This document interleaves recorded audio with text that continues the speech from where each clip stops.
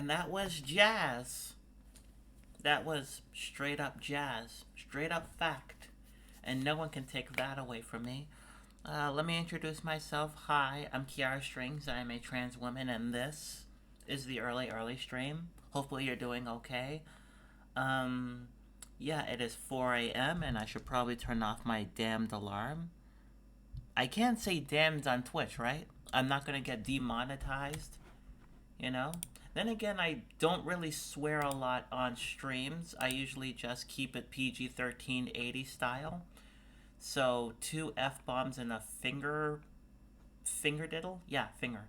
Um, but yeah, hopefully you're all having a wonderful Friday here up in whatever this is. But yeah, hopefully you're having a really good Friday. It's the weekend. Hooray, hurrah, hooroo, etc., etc., etc.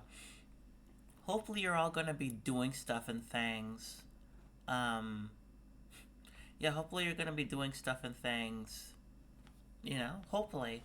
Um, because right now I don't know what to do. We're good chance. Yeah, I don't know what we're gonna end up doing. Um, yeah. Um, Oof. This is what happens when I have nothing to talk about.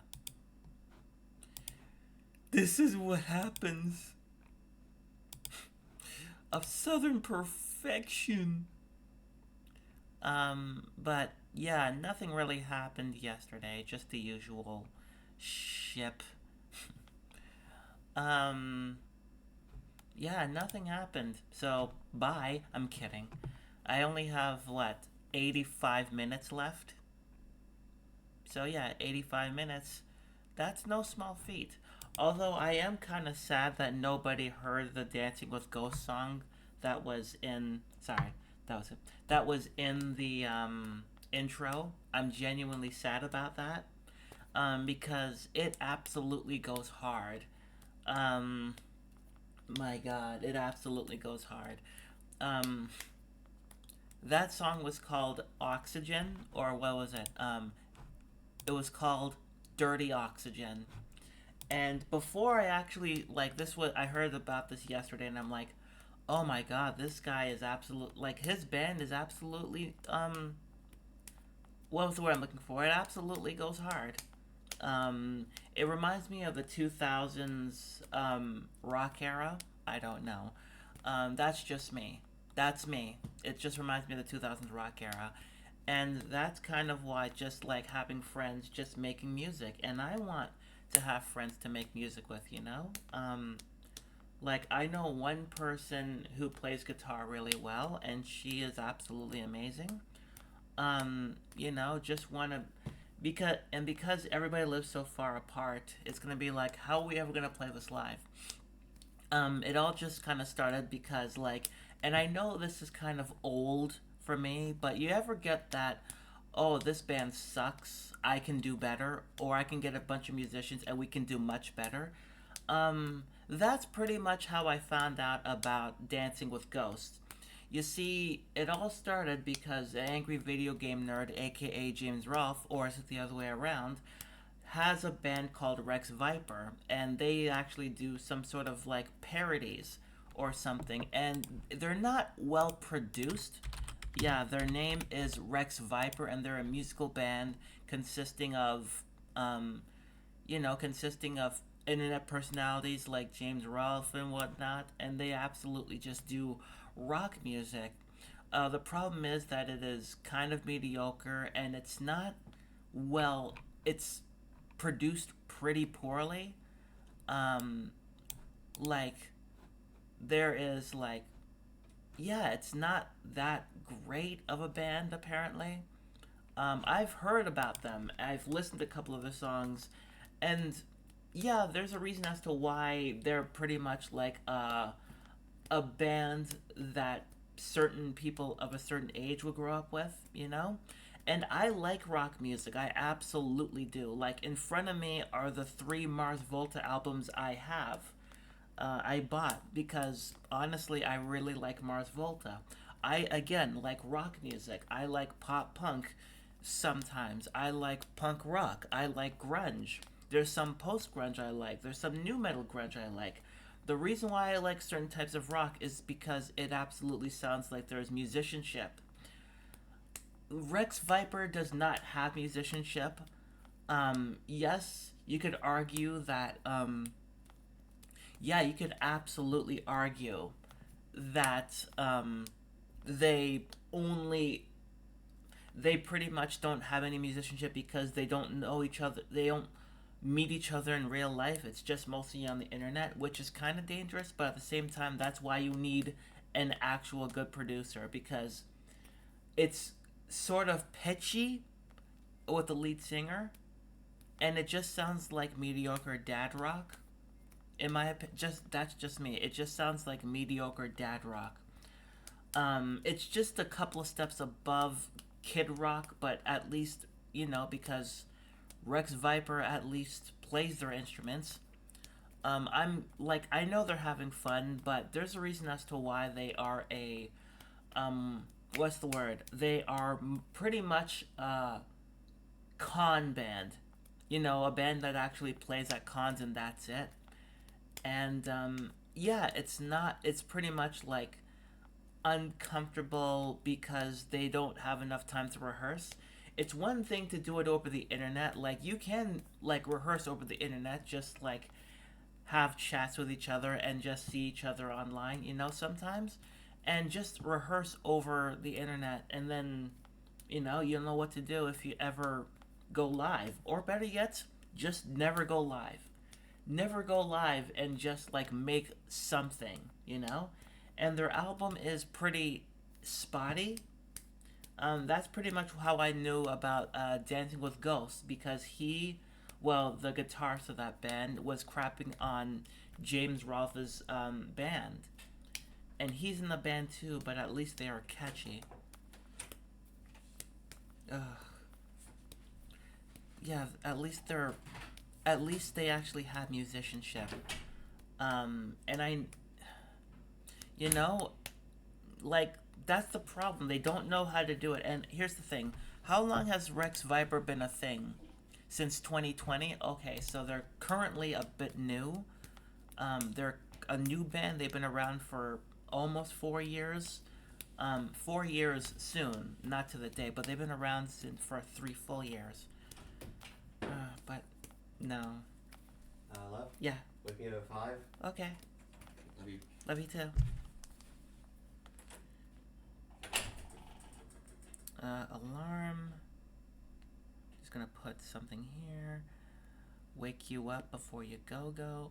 And 52 minutes from now. But yeah, yeah, Rex Viper, maybe they can improve, but as they are, they're kind of just not great. Like, I I shouldn't completely crap on them because they've only had so little time, but considering that they have like put their all into it, it's just like, is there gonna be any improvements? Like, I know there's gonna be like hit and miss performances, but there has to be some things that you have to like take into account. Like, your lead singer is kind of not hitting the notes that he should. So maybe maybe tune the instruments to where he is, match his tune, and that's it. I mean, it would have been fine. But yeah, I'm just like one of those, like, it was one of those moments where I'm like, I could have a band that is way better, as long as it's not like the book, um, Stupid Girl, not Stupid Girls. What was that book with Boring Girls? Boring Girls by Sarah Taylor. As long as it's not going to end up like that. For those of you who don't know, it's pretty much about a quiet high school girl who is pretty much kind of a goody two shoes, and very very quiet. And then she kind of discovers like like I think metal or death metal, I think, and she ends up having a kinship with another kind of outsider, and it pretty much is like they end up forming a band with another friend of her friends and the drummer ended up responding to drummer wanted poster or a drummer wanted ad, and yeah, they play a handful of shows. Some of them are memorable, and yeah, they are absolutely amazing. But then things start to turn, and it gets uncomfortable. It absolutely gets uncomfortable. There is SA involved. Um, it's an R&R, except in music terms. Like in the music world, it's R&R, and it affects the two females in the band really really much. And yeah, it kind of just gets dark, you know. Um, it absolutely gets dark, but I would recommend that book, considering I have read it several times. I should have bought that book years ago, considering I've read it like 3, 4 times. It is absolutely uncomfortable sometimes. But last I checked, I couldn't find it at the library that I used to go to. So that's a shame. Maybe it was just pulled out of circulation like the VHS tapes all the way back in the day. It's like, you could have given me some, but then again, I don't care considering that we no longer have VHS tapes. We have just, DVDs, CDs. That's it. We just have those. But yeah, like, um, I'm one of those, like, we can do better than this. It's like we can do much better than these people, because we actually know our music, and we could actually like get together, and it could be like 5 people in the band or 4 people in the band, and we play to our strengths. you know I'm a bassist. I know a trans girl who is a guitarist. All we need is a lead singer, or another guitarist, and a drummer, and a producer. Like, that's the problem with Rex Viper. They can't produce, you know? Um, and we don't even have to do it live, because we live in different areas. Um, yeah, we just don't have to, We can absolutely do it. I have bass lines that have been semi discarded, and, they're still there. They're absolutely still there. I'm willing to, like, put it out there, as, like, yeah, just willing to put it, put it out there or something. I'm not sure. Um, yeah, yeah, so, yeah, like, I want to, like, go for this, Um, yeah, I do want to be in a band, and just, yeah, I do just want to be in a band. Although I refuse to sing. I absolutely refuse to sing. Um, but considering that Helia and I absolutely have some aspects of our sound because of Alice in Chains, because I did show her Facelift by Alice in Chains, and she ended up playing about half of that album on one of her streams. And I'm like, nice. Um, but yeah, like, I genuinely want to start a band of some sort. I don't know how we're gonna start it, but it's gonna have to be something, I but then again, I am self-conscious about my playing style, whatever it is. Um, like, my bass playing is pretty much kind of based in ska. Sometimes, I was heavily influenced. Like, I used to play a lot of ska, hence why this album on the left here is why I have it out. So if anybody new can come in, and they ask about all these, I can just say album that actually got me to play bass guitar in the first place, and my favorite album of all time. This is just one of the one movie that I bought at Blockbuster. You know, because I used to watch this movie on TV, and then I saw it, and I'm like, oh, what's this? It's only $3. Nice. This movie is only $3. Um, and nobody knows it. Nobody knows about this movie because it's direct to DVD. And unlike a couple of the movies when I was a child, I actually can take care of it. I'll take care of things. Like there are albums I have, like these albums right here, I've had for a while, and I still take care of them. Um, Granted, they're almost a few years old, but still, you know. Um,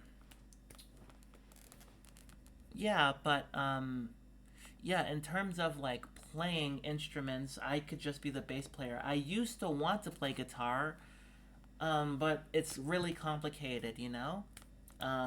It's really complicated because I can't play guitar. I can play four strings, but six strings, it's like, watch out. Um, but yeah, and also, yeah, yeah, like Dancing with Ghosts are pretty much like the YouTube channel itself is like just making fun of James Rolfe, especially with his last couple of videos. Um, then again, I've not been much of a James Angry Video Game Nerd fan. Yeah, I've never been into it. Like I watch a couple of his videos every now and then, and they're fine. It's just that I've never gotten really. I think it's because I never grew up into it. I just didn't care. Yeah, I just don't really care about it. Um, yeah, I genuinely don't really care much about the Angry Video Game Nerd. But the last few videos have been just, from what I understand, a slog to get through. Like nobody likes that horse game where he's just forcing his emotions. You know, it's kind of not great. But that's just me. I was more of a nostalgia critic person, and that's mostly due to the fact that he doesn't do toilet humor as much as the Angry Video Game Nerd. Like Angry Video Game Nerd does vomit or crap or pee, and I don't mind those types of jokes, but I don't know, something about it just feels off and kind of disgusting. While Nostalgia Critic does have moments of toilet humor, he actually does have a sense to tone it down. Like I never got into like Angry Video Game Nerds. Like this is a a donkey ish of diarrhea, and I'm like, I don't know.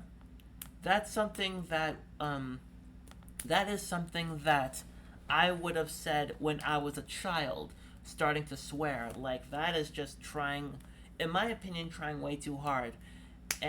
But at least like James Rolfe actually has millions of fans online. I think there are millions of fans. Probably a lot of those, or a fair share of those, are just people who have not been on that YouTube channel or just subscribed, but they subscribed to other people, and then Cinemassacre ended up falling between the cracks. But then, yeah, I've not been an Angry Video Game Nerd fan. Um, I was kind of into like his movie reviews, even though they are basic. Like I'm fine with like the movie reviews because it's just him talking.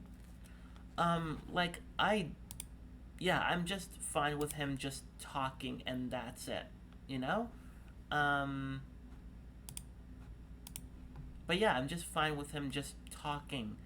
Like why just like I remember when I started out on YouTube, I tried to be the nostalgia critic because angry reviewers and all that, and now it's just kind of cringe. It is absolutely cringe. Like if you watch my very first videos, my movie reviews where I'm just angry all the time, all I can say is that that is 3 years too late for me to do that. You know, like the reason as to why he worked is because um, it's nothing like anything was seen before, and then every like with every popular thing, there's always going to be copycats, and I was one of those copycats. And I tried to admit that what's the word I'm looking for? Um, I tried to say that I didn't know who Nostalgia Critic is. Then I'm like, okay, I know who it is. I was just lying, cause I thought, hey, listen, if I was thinking, hey, listen, you know, if I say that I didn't know who he was, people will think I'm an original. And that does not work that way, because why go for a knockoff when you can go for the original? With varying degrees of quality, but still, why not? Um, but yeah, then I just moved on to looking at music videos, which was hit and miss. The only problem was that the audio was awful. The camera was fine. The audio was awful because I didn't have a microphone like I do now. Yeah, it was absolute. Like, the audio was hit and miss. I could be very loud in one episode and very quiet in the other. And it just goes to show you, even though I had a job, I could have just gotten a microphone. Like, that would have been so much easier. But nope, nothing. Yeah, nothing. Um, it was kind of strange. But yeah, I'm glad that I'm doing like streaming, because I get to be myself as opposed to like playing a character, whether it's in my room or, in my basement. But I could absolutely be myself here on Twitch with very few people watching, or they're lurking. I don't know. I don't usually look at who's watching right now, because some people just want to treat this as a podcast. But it just goes to show you, yay. But yeah, yesterday I ended up going to, well, my therapy session was yesterday, and um, I'm a lot less animated, although I do have this in my hands. I'm pretty sure she thought I was actually on my phone, but I actually, at one point, had to make sure, so I actually had to hold it like this to show that I'm not on my phone while I'm looking right at her. Okay, I'm looking at the camera. Okay, I'm looking at the camera. I'm not looking at the TV. I'm just looking at the camera. You know? Um, Although it's pretty much the same as here. Um, but I did talk about my eating disorder issues. Yeah, I've been talking about those. Um, and the fact that depression has pretty much kind of closed me off with different people, and it hurts. It absolutely hurts sometimes, because my head is just so far in my own ace that it's just can I just say like, I just block certain people out, and it's not their fault, it's everyone else's. Like, everybody else, excuse me, everybody else is fine, it's just that I'm just not in the right headspace, and it hurts. It's not their fault, it absolutely is my fault. And um we talked about, like, again, my disorders, and I'm genuinely hoping that I get better. I hope so. I absolutely hope so. um yeah, I hope I absolutely get, like, you know because it's taken me a while to actually be in front of a camera. I'm genuinely surprised that I haven't gotten my affiliate taken away. I have to learn that I cannot compare myself to other people, because I have things that other people don't, like creativity, which other people are creative, music abilities, gaming abilities, a nice boyfriend, an amazing boyfriend, a roof over my head, um, clothes that I like, but sometimes I'm way too dysphoric. And I did compare myself to video game characters, because they are absolutely amazing looking. And yeah, like, there's a reason as to why I haven't played Life of P. It's because I really enjoy the game, but then I started getting, like, um, issues surrounding me, my body, and I just didn't want to play anymore, so I just deleted it. And not too long ago, I saw Life of P promoted to me, and I ended up just like saying, "Do not recommend this to me because I'm not, I'm not there yet. I'm absolutely not there yet." Um, yeah, I'm genuinely not in the right frame of mind to, um, yeah, I'm not in the right frame of mind to actually look, you know? I'm not in the right frame of mind to actually, like, I didn't think video games would actually give me dysphoria, but here we are, you know? It sucks. It absolutely sucks. And then I compare myself to other Twitch streamers, one who is partner, and I'm like, there's a good reason as to why I haven't watched her and had Twitch not recommend me to her. I rated her a couple of times and it did nothing, you know? Like, there were a couple of times where I would rate somebody and I would have like 10 people, and then 5 minutes later, 60 people, like, somebody would come in with a 60-person rate, and I'm like, oh god, I should go. That actually happened to me yesterday. Like, I actually rated in like 5 or 7 people, and then somebody else rated like 60, and I'm like,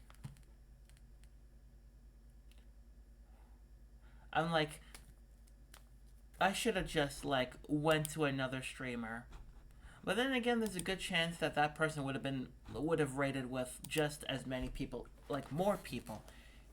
I rated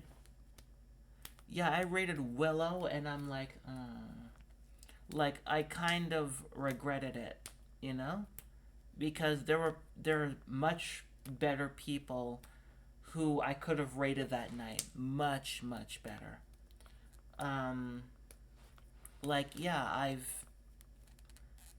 genuinely am one of those people who could get envious. Um, but it's not because, you know, I but I don't know who's envious of me. I don't know who's envious of like me. Because I don't have anything that they want. Like, just keep away from my boyfriend. Keep away from my bass guitar. Keep away from everything I hold dear. I guess I have a family who is okay with me being queer. My Not everyone knows I'm trans. Um, the aunt that I haven't seen in years kept asking me if I ever have going to have a girlfriend, and then a couple of years later, I am the girlfriend, and it's like, okay, nice. You were the girlfriend the entire time. You were the girlfriend all along, and I'm like, I've never been so happy. Um, it's when like that. That is not sarcasm. It's genuine. Like, I've never been so happy.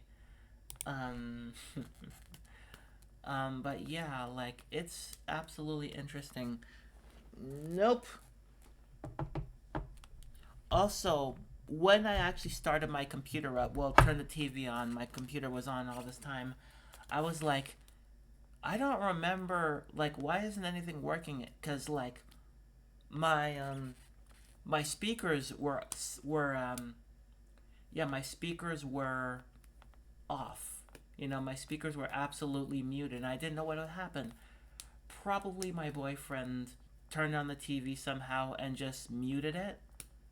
And I'm like, that's strange because I'm pretty sure that before I went to bed, I lowered the volume on Twitch. Like, yeah, so I'm not sure. Probably I actually just there's a good chance I probably just woke up absentmindedly and just did stuff, things, you know. Um, and you all know what things, stuff. I'm kidding. Probably sleepwalked, but I don't sleepwalk. Funny, I don't sleepwalk. Um, but yeah, you know, it's genuinely hard. Um, just trying not to compare myself to other people. You know, like when I had my first job, um, I was envious because I saw somebody, a classmate of mine, who I had a crush on, like a hard crush on. Um, they ended up doing tattoos, and I thought that is absolutely awesome. And I was just like working in a warehouse.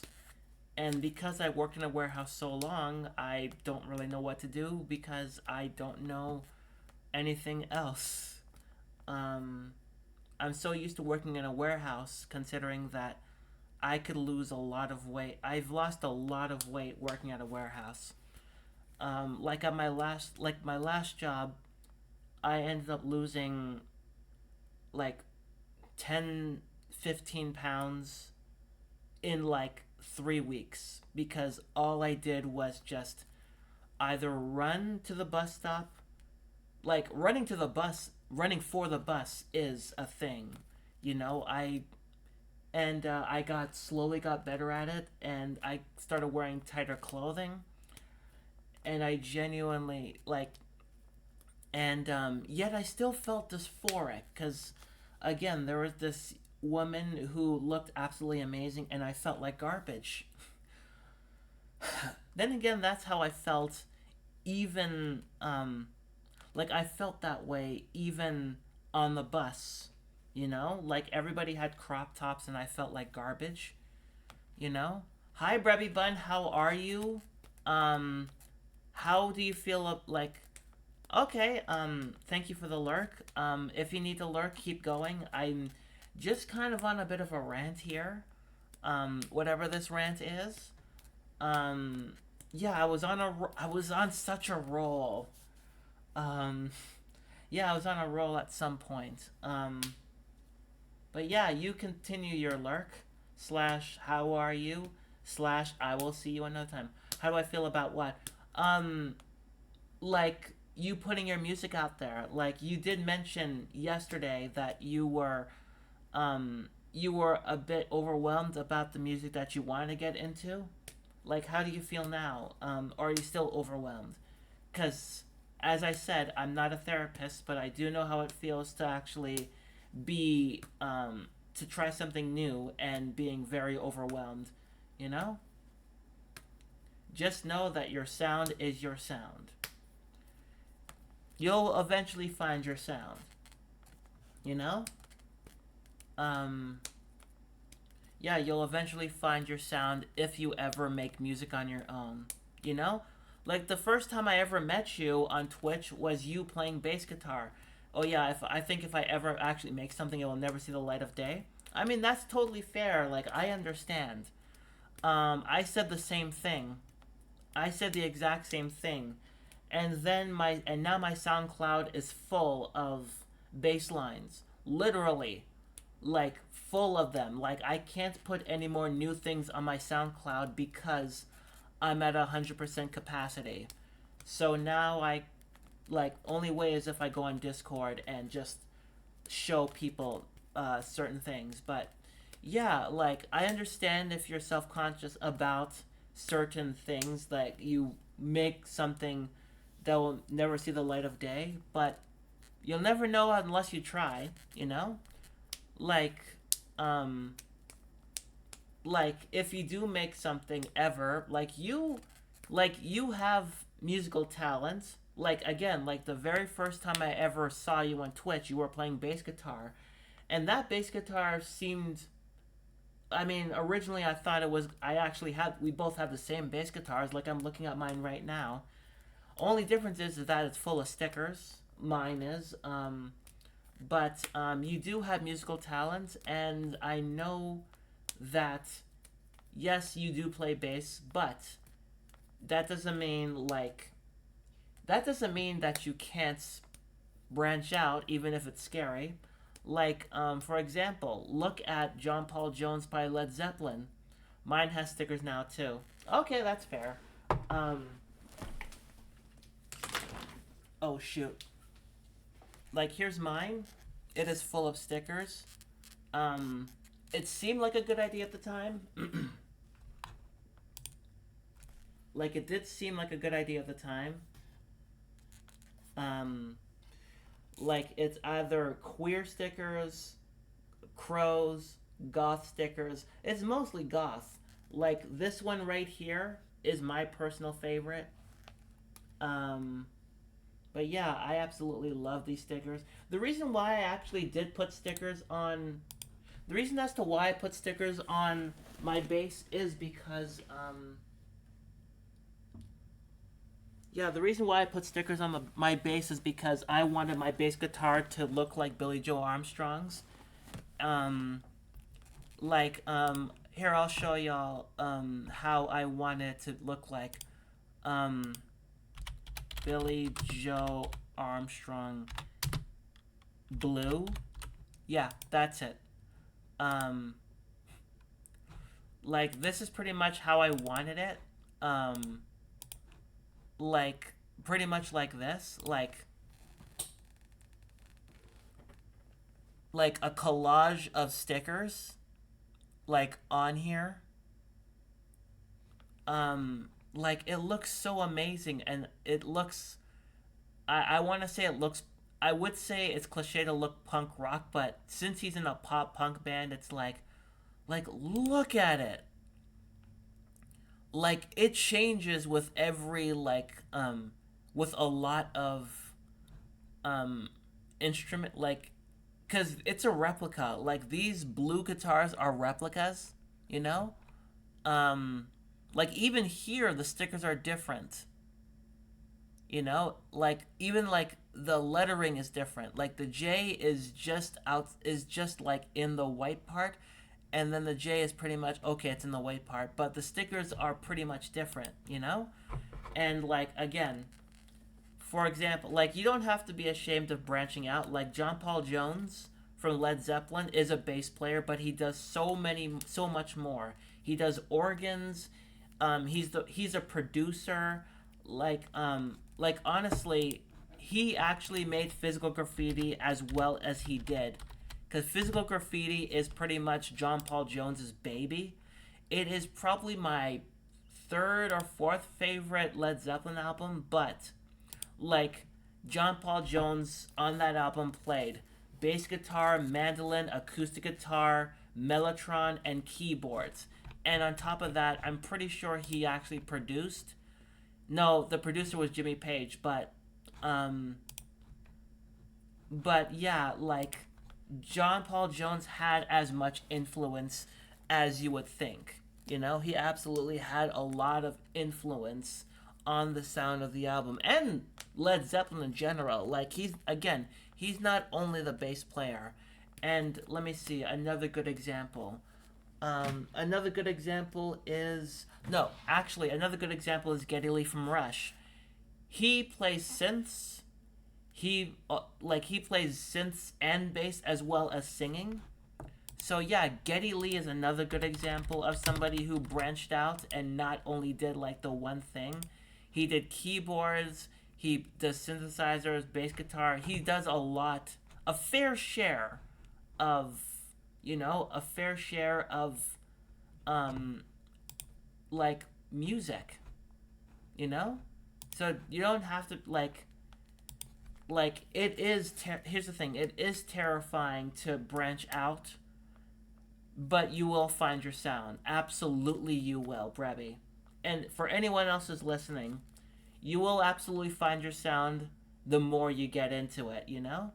Like, once you feel your instrument and get a feel for it and start, like, messing around, you will find that sound, your signature sound, you know? Like, I don't know, probably my signature sound is just, like, kind of overcomplicated verses and then straightforward choruses, you know? Um, like that's kind of my issue with my bass playing. Um, yeah, um, it's kind of like a weird balance of simplicity and kind of like not overcomplication, but I have to go all around the fretboard, which is fine because a fair share of people think that bass guitar playing is just like strumming one note, and then same people actually look at Flea and say that's the exception, forgetting about people like Geddy Lee, Mike Dirnt, Mark Hoppus, Cliff Burton, all those people, um, and the bass player for Mars Volta, you know, um, like those type of people forget about them. It's like, oh yeah, I forgot about them, you know. Um, Needless to say, you are not alone. Every musician goes through it. If it doesn't see the light of day, that's fine. Just remember, you will always have Josie to listen to you. Like, just because it won't see the light of day doesn't mean you can't share it with your partner, you know? I shared. Okay, so I mentioned that my partner sometimes hears my bass guitar um, when I record my recorded bass lines, and he at one point he actually knows somebody who is also a musician, and the musician straight up is like, "Hey, listen." He actually told me that the musician is like, and I even told my boyfriend these aren't good recordings because they sound a little too quiet because I didn't actually put the volume on loud enough or I didn't like fiddle with anything enough. And then it's good. And then my boyfriend is like, "Okay, so what?" It's like, "So just do it." And I sent him one of the tracks I recorded, and lo and behold, the friend or the musician person that he knows, he told me it's like, yeah, it's like they said that your bass playing is a little too quiet. It's like that's exactly what I said. That's why I didn't want to show him, because I like things weren't cooked yet. It wasn't cooked. It's pretty much like a demo. At the very least, if I keep all the terrible early stuff hidden, I can bring up a solo later on. Um, or you could like, let me see. Like as a sub goal, yes, but eventually they are not going to be early stuff. Everything's going to be like, if you say terrible early stuff, those are pretty much like demos, you know? Like I have terrible early stuff too. Like um like on my SoundCloud I have terrible early stuff, but at least I can admit like there's a difference between something like this.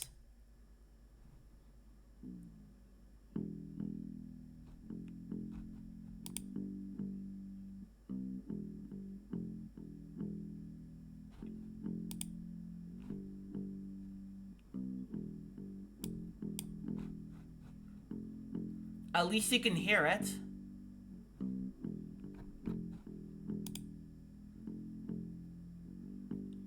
Like at least, yeah, at least I can hear it, as opposed to like something like hold on, at least something like what I did a couple of years ago.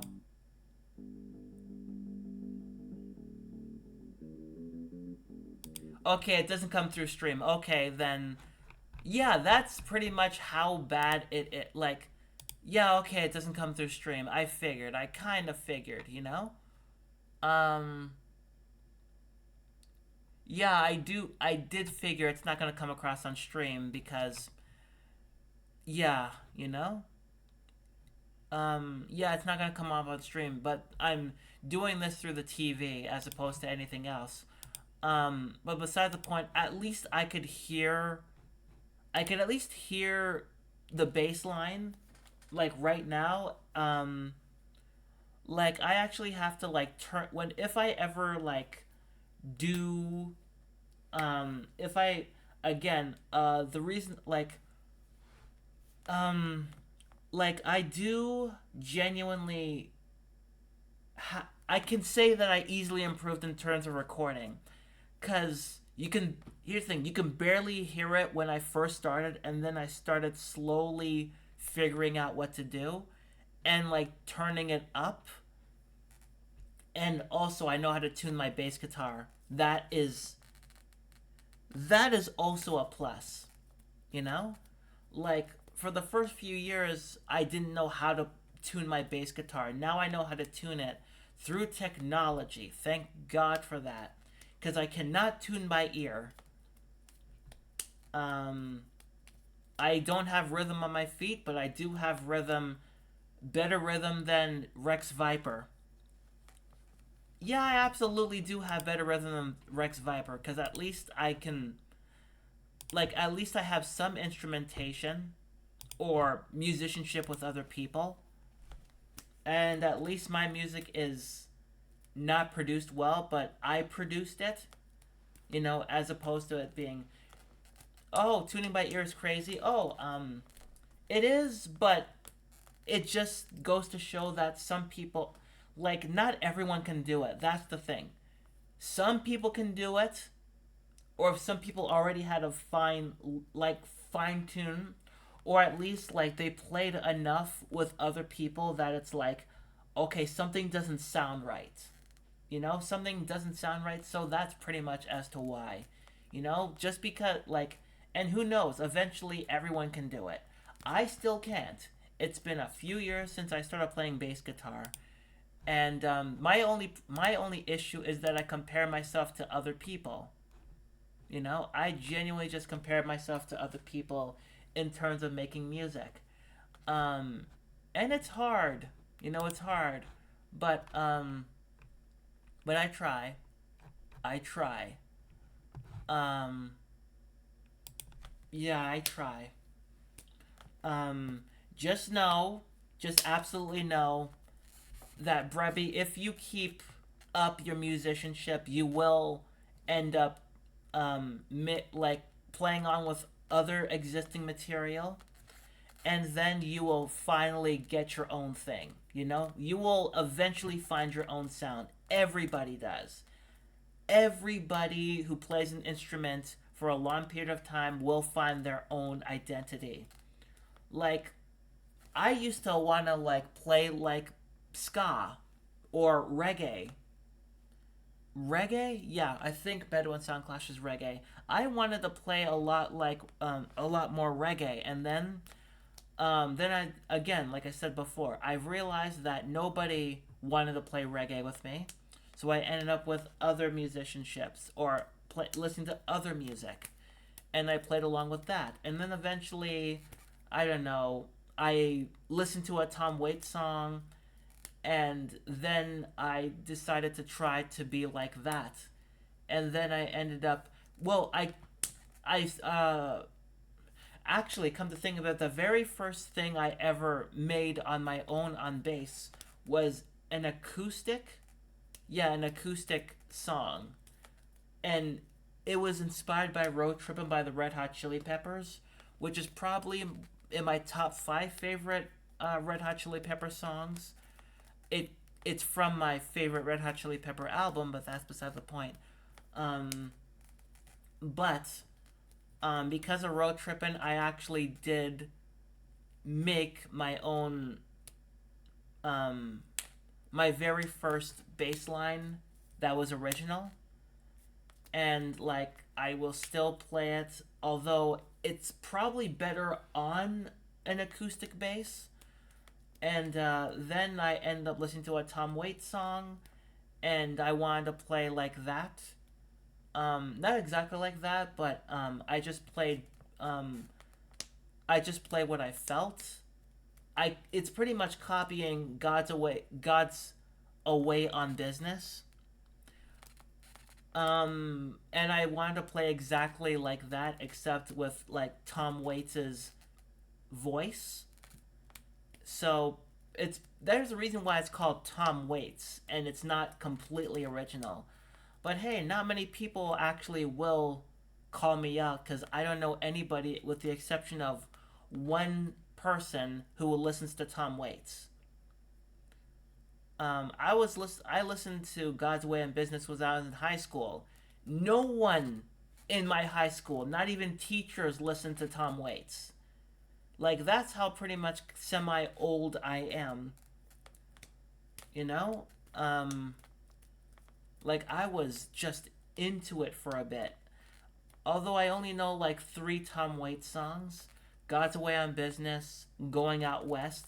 Although, if you watched Fight Club, then you know Going Out West, and Hell Broke Loose, mainly due to the fact that Flea plays bass on that.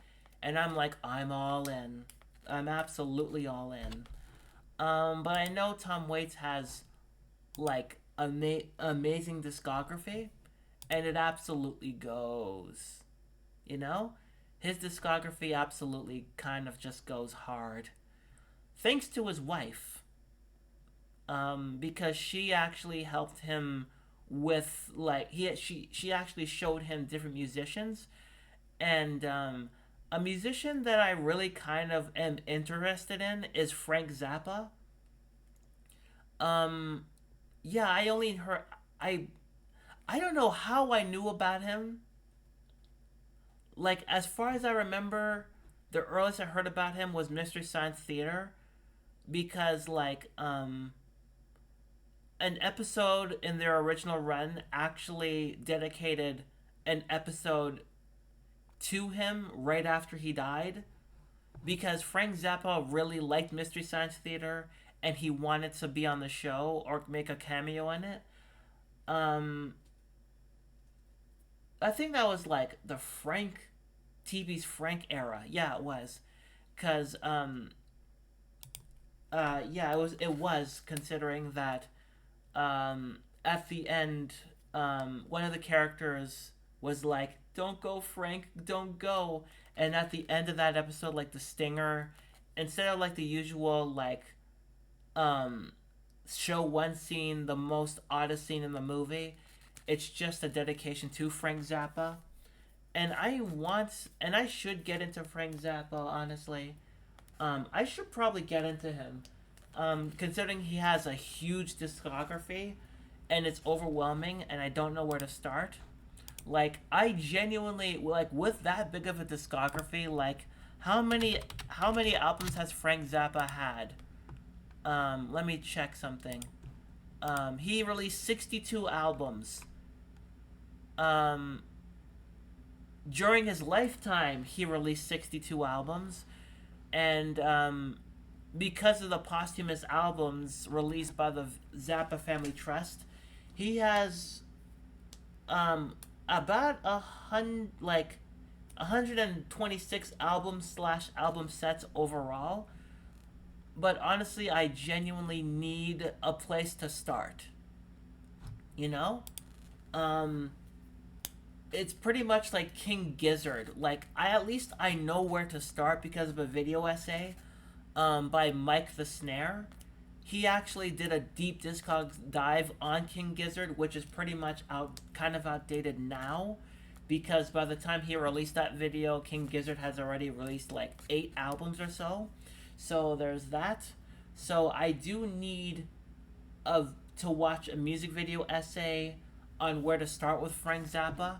You know, it's pretty much like yeah, I'm gonna find something out. Frank Zappa video essay.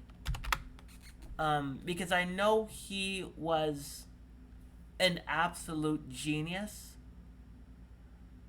Oh, he actually had not a video, but like something. Hold on, let's see something. I used to have a pair of shoes like that when I worked at the Garrick Theater. You must have got them at the same place on 6th Avenue. I don't know where they came from. They were given to me. But mine were all covered with dead vegetables and whipped cream by the end of the season. It's funny, the guy who sold me these, that's what he had to take off of them. Boil them a little bit.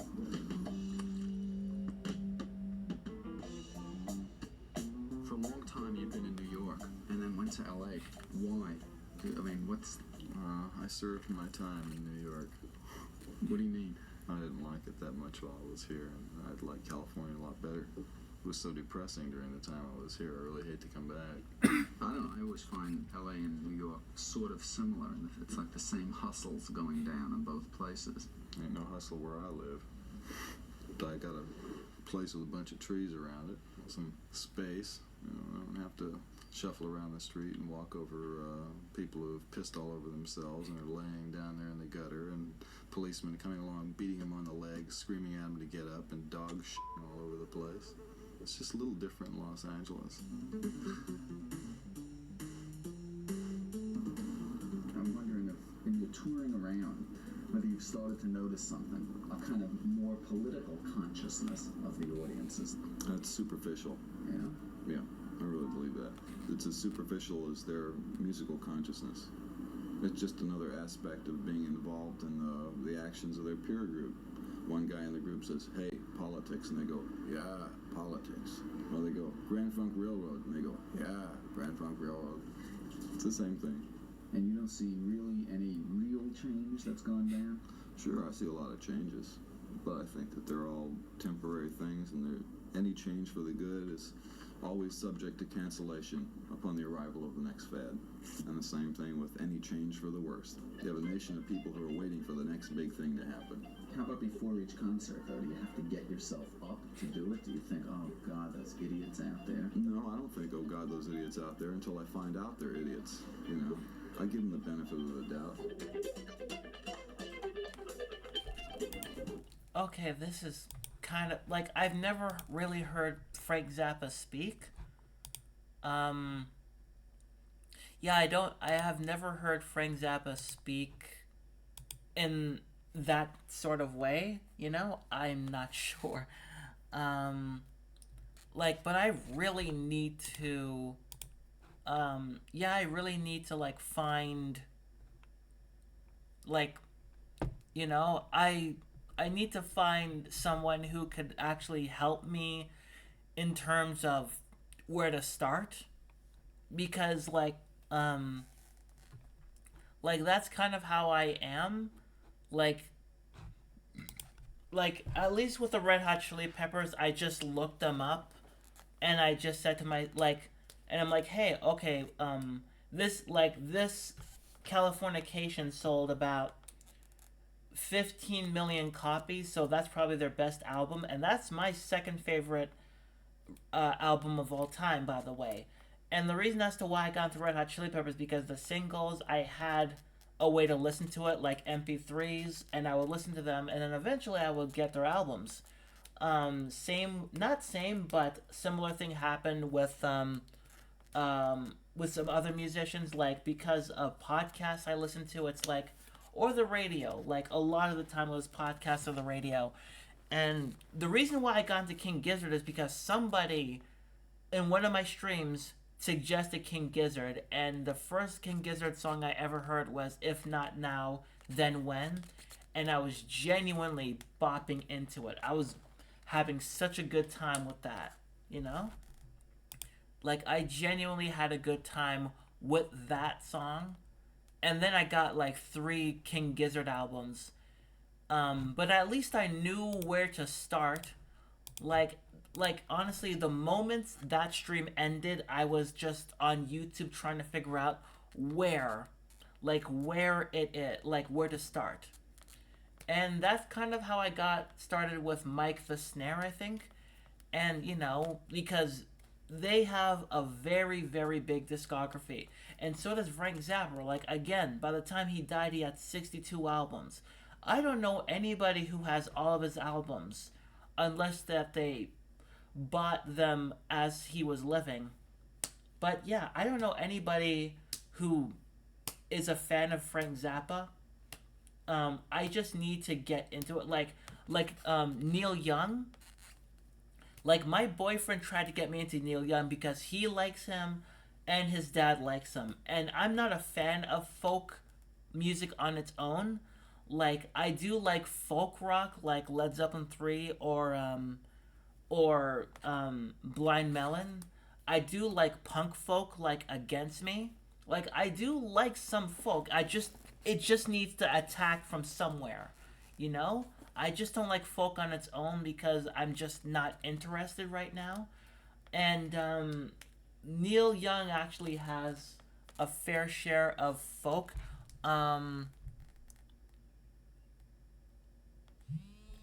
have to wake up my boyfriend, excuse me.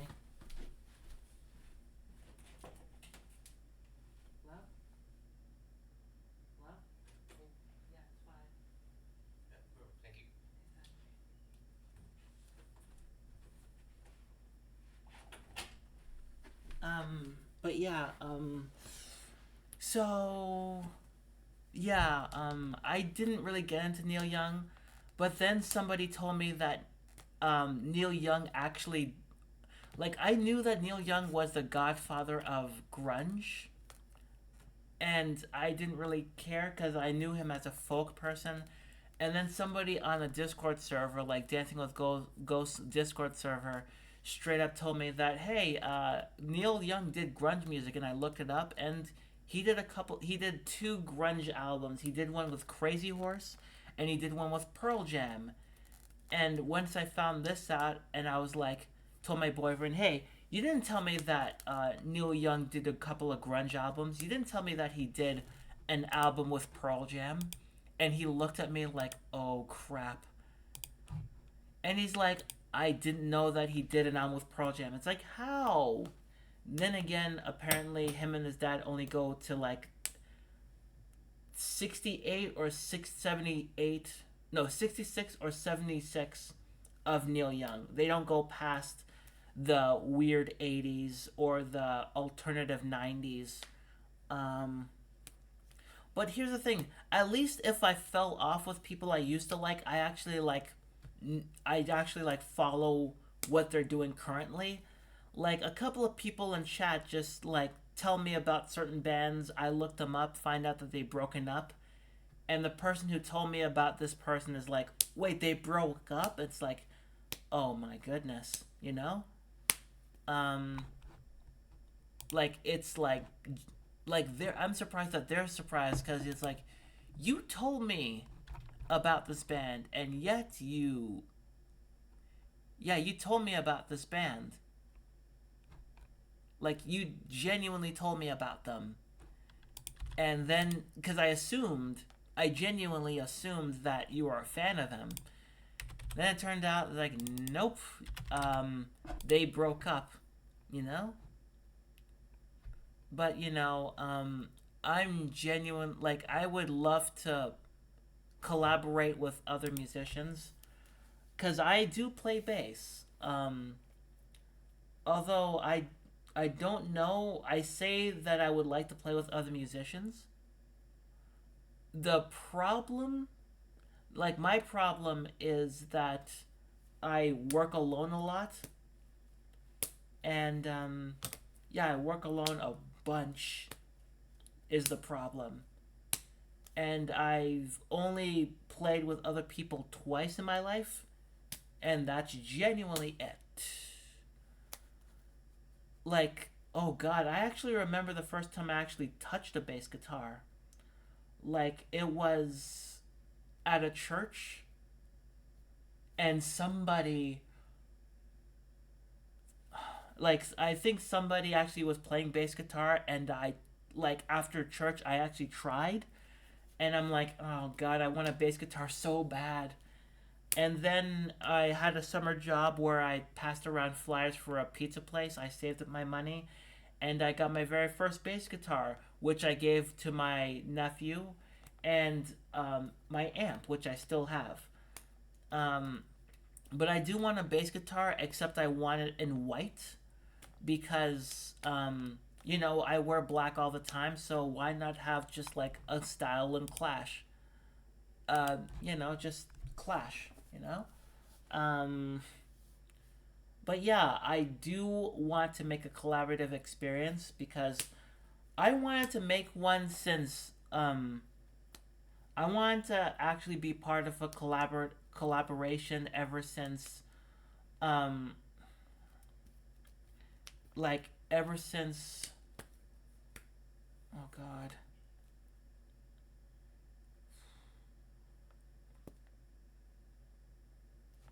um how did I forget? Oh crumbs. I don't know how I forgot, but it's been a while. I have it somewhere on Tumblr. Um, hold on. Just hold on.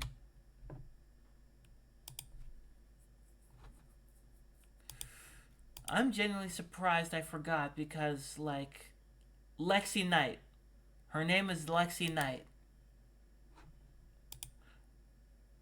I think it's Lexi. How did I forget her? No. I'm an. Oh, God.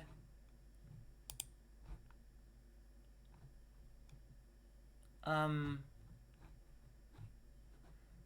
My God. Eden Knight. Not Lexi. Eden Knight. Her name is Eden. How did. Oh, God.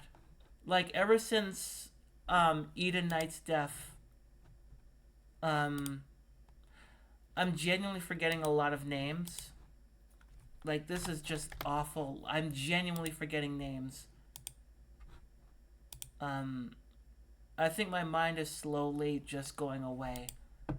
Um, like, I actually made a baseline. Like, I made a baseline just so I could actually collaborate with some people. Like, um, what's the word I'm looking for? Like, get her, like, actually, like, what's the word I'm looking for? Like, um, what's the word I'm looking for? Just wanting to collaborate on something tragic that happened, you know? I just want to collaborate on that at the very least, you know? Um yeah, I just want to collaborate with other people for um yeah, you know? Yeah, it's genuinely but you know, I didn't get any takers. You know, I absolutely didn't get any takers for not takers, but anyone to collaborate on this and this for the memory of somebody who died tragically because, you know, certain people in her family are just like absolute pieces of garbage. Um, like, I genuinely hope that, like, I'm still hoping that the people behind Eden Knight's death absolutely get um, destroyed. You know, I absolutely hope so. Um, like, I know there's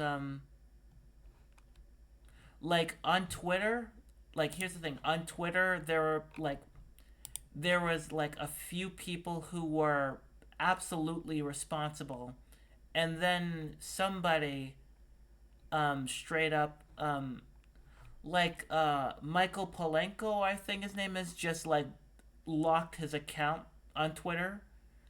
Um just like locked his Twitter, and she died a year ago. And it's like, wow, you're just an absolute piece of garbage. It's genuinely really sad, you know? Um,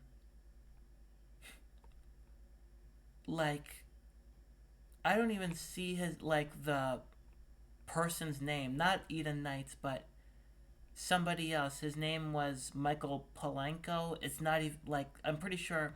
Nope, it's right here. These individuals identified as Michael Polanco. Like, I'm genuinely, like, it's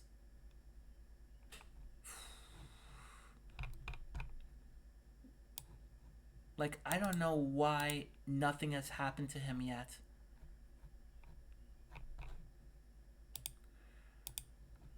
Sorry. This is still heavy in the trans community. Um,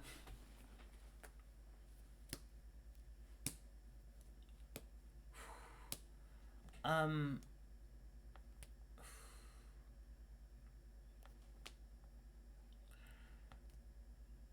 Having said that, I'm genuinely glad that the people who I know are okay, especially the ones in the UK, because Turf Island. Are you awake yet? Hmm? Nothing.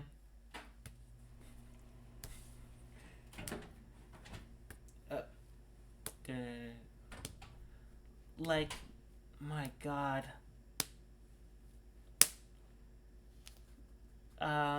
But yeah, like it is. What's the word I'm looking for? I should probably change the subject before it gets really sad. Um, but yeah, I really want to do music. Um, oh God, why do I keep saying that? I really want to do music. Like I'm auditioning for something. I really want to do music.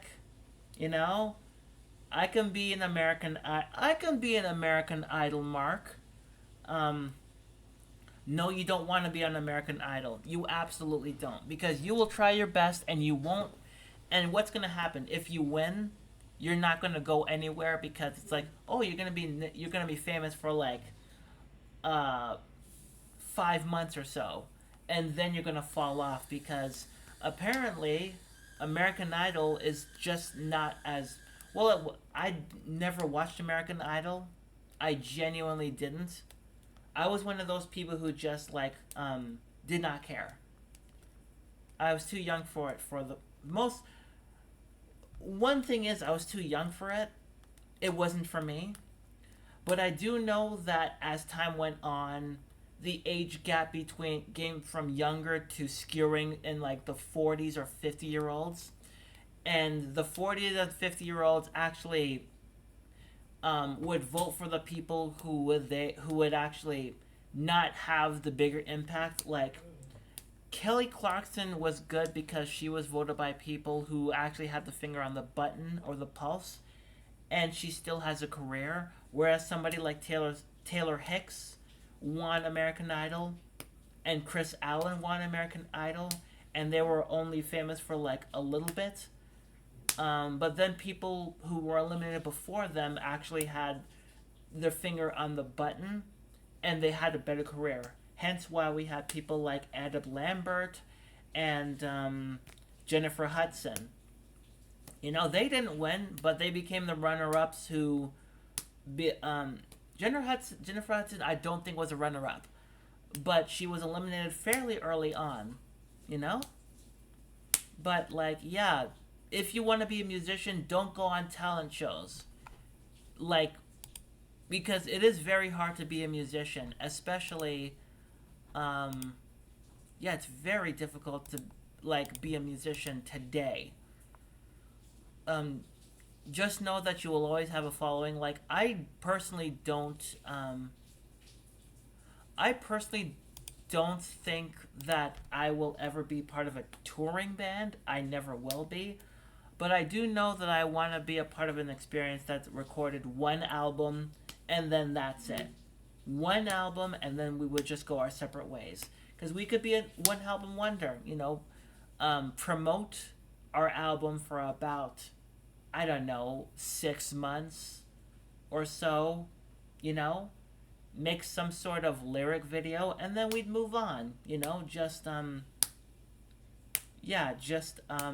make a Twitter account and whatever, and then just go. Because I am sort of envious of somebody on Twitter who I follow, and she is a trans girl, and she's very, very, very, very, very cute. And she's a really talented musician, and, you know, like she's part of a band and she's doing amazing, and I just feel like garbage.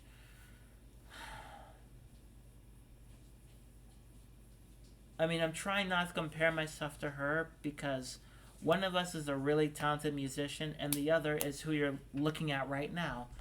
I can absolutely self deprecate and it is just horrifying. Um, but yeah, like, I don't know. This is just me. You know, this is just me, just, you know? Like,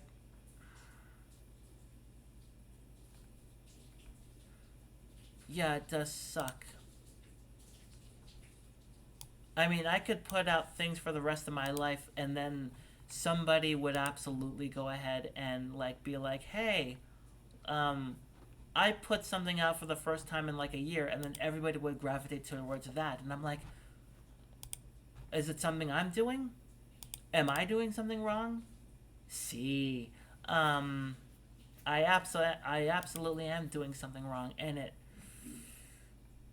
it sucks. You know, Like, I don't know. Like, I genuinely do not know. Like, I don't.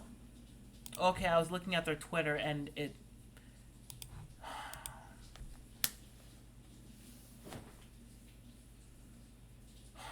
God damn it.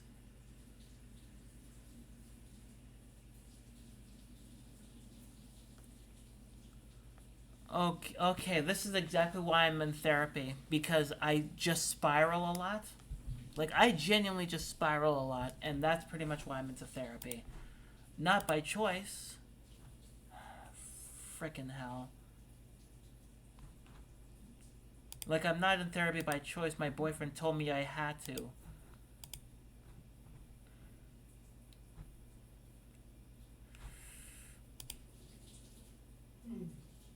Yeah, it absolutely sucks. I just wish I could just stop thinking this way. Just stop. Yeah, I just want to stop thinking this way and just, like, not, you know?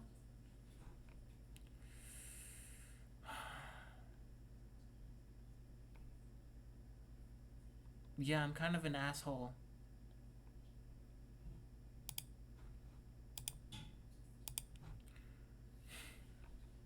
Yeah, I am an asshole.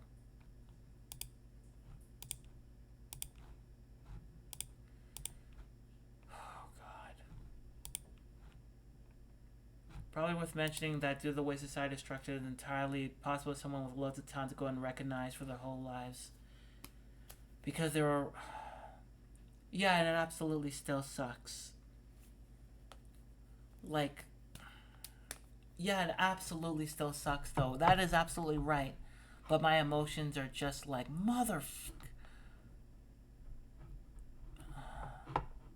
But yeah, you're not wrong. Like, you're absolutely not wrong. Um, it just hurts. Um, yeah, it absolutely just hurts sometimes. I'm paying attention while I'm playing something on the PS5 and have to switch the keyboard. No, you keep going. Like, this is pretty much like a rant for myself. Like, I'm pretty much semi-raging to the heaven. But I'm going to hell. I'm a trans woman, so I'm definitely going to hell. But I'm guessing, let me guess, what you have for playing for PS5 is Hi-Fi Rush. Um, my God, I'm just getting really into this. Don't worry, the stream's gonna end shortly because I just need to go. Yeah, I just genuinely need to go and get off the internet for a bit. And by a bit, I mean for about 5 hours or so. You're playing Grounded? Okay, that's fair. That's absolutely fair. Hope you're liking it okay. Um, like one of the other Microsoft ones they ported. Okay, that's fair. Um, Later on, I'm going to be playing Fallout 76 if I can find anything to do there, or I'm going to be playing Baldur's Gate 3. Um, but yeah, there's a good chance I'm going to have to get off the internet because my brain is just like, nah.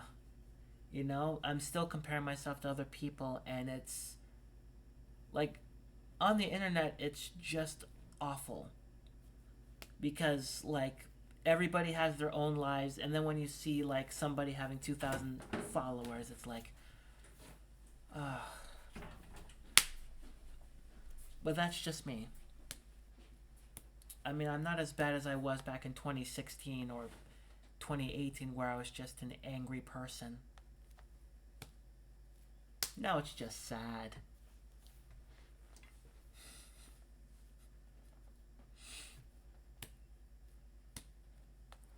Uh, but at least I'll have New York.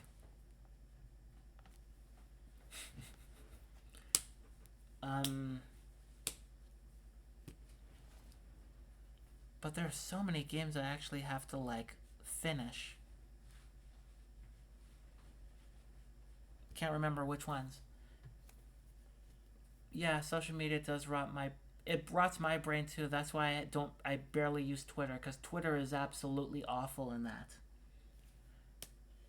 Um, Yesterday was the first time I used Instagram in like a couple of years or so, or a year. Did you say happy birthday? I said happy birthday to her. Good. But yeah, nowadays I take TikTok for furry animal videos and Twitch to say hi to my friends. I don't use TikTok, mostly due to the fact that a friend of mine told me I should, and she said it's for exposure. And then I didn't get the following that she thought I was gonna have, and then she apologized because I didn't want to do TikTok. It was forced, you know?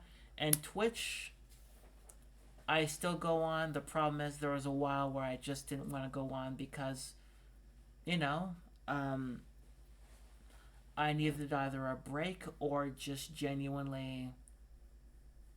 No, I just needed a long, long break. Like, it was impossible. Like, going on social media is just impossible without feeling awful. But that's just me.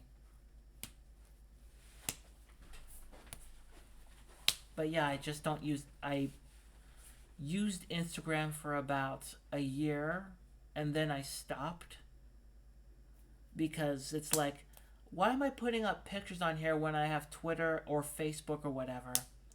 And yeah, that was pretty much it. I just logged out. Like, I only logged in yesterday because my boyfriend's sister's birthday was, I just wished her happy birthday. And then I logged back out.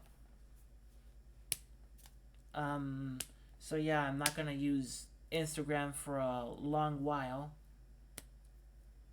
Like, yeah, that's pretty much why I don't use Twitter. It's worse ever since Elon. I mean, it's a little bit worse because of Elon. It went from a dumpster fire to Woodstock '99. But Twitter is just hellfire at this point.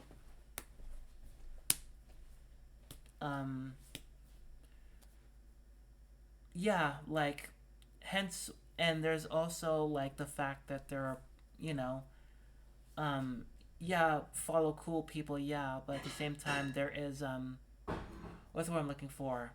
Sometimes the envy seeps in, and then I actually have to unfollow certain people. So yeah, not only on Twitter but Twitch, and that's it. Really, don't follow. I don't follow much of anybody else. But yeah, I just yeah, the envy just hits, and I'm like, okay, that's it. I'm good. Never going to. Yeah, never going to be there again. You know. Are you looking for something? We out of milk? Yeah.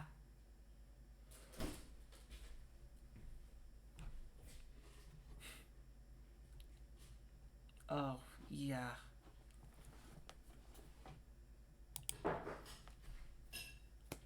Yeah. You know what that means, love. We're going to go shopping. To your favorite store in the world. I'd rather go to hell. Too bad.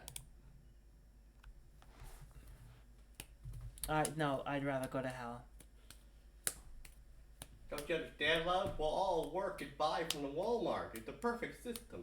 I'd rather go to hell.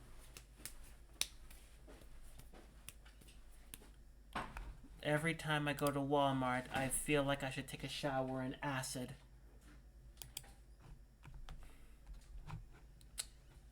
Fuck Walmart. I've said it plenty of times. Fuck Walmart. Nobody here works at Walmart or is like in charge of Walmart, so they're not gonna set my house on fire. To all the non-Canadians watching, Walmart is the least evil supermarket in the country. I'm being completely serious when I say this. Yeah, apparently the Walmart is the lesser of two evils because we are boycotting a couple of stores that are near us due to. basically one group owns like 90% of grocery stores in Canada, and they're inflating everything to a crazy degree. So we have to shop at the few places that aren't owned by them, which includes Walmart. Yeah, so we're gonna go to yeah, essentially we're just gonna go to Walmart and yeah, and then afterwards I'm gonna take a shower in acid. Just ask to see the manager and take a piss on the floor. That would be an improvement. Hey, we have the same thing here, but a little less bad. Yeah, pretty much. Um, but yeah, we are boycotting. Apparently, the entire most of the entire community is boycotting for about a month. Although, For how long do you need?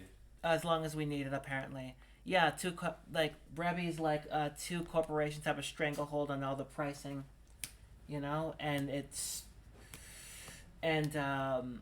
yeah, it's genuinely distraught, you know. Um, I was gonna say, why don't we just go to Shoppers Drug Mart? They're also owned by the same people. That's where I get my estrogen. Well, you need the pharmacy, I guess. So yeah, Walmart is lesser of two evils. Doesn't make me wanna set fire less, but still, apparently lesser of two evils sucks. Like, he's like, there's a boycott, but it's like, does boycotting ever work? Like, here's the thing, does boycotting actually ever work? Because sometimes it's like, we're boycotting, and then other people are like, I don't care, and they make just enough money, and then it's like, hey, we're sorry, we'll listen to you, and then eventually it's gonna, it's gonna happen again. It's just like, pretty much like, yeah, boycotts don't work. It's pretty much like the writer's strike. Eventually it was gonna happen. Eventually it was gonna happen because of streaming. But it's just frustrating, And boycotts don't work considering that Hogwarts Legacy ended up selling 1 million copies. Granted, it just ended up being an okay at best game. But certain people just say, why wasn't, then why didn't it win Game of the Year at the Game Awards? And it's like, because there were other games that were better. Is it better than Baldur's Gate 3? Some people pretend it is. But yeah, like, there was that trying to boycott Hogwarts Legacy. Only thing that ended up happening was, like, we know who was with us and who was against us. Didn't stop the, I think boycotts are at least good because they raise awareness, but yeah, they almost never work. They raise awareness, but at the same time, there's gonna be new problems in the future. Like, again, probably eventually we're going to get a Hogwarts Legacy 2, maybe. But yeah, but who's actually going to, like, buy it aside from the people who pretend? Strikes are good because, yeah, it actually affects the bottom line.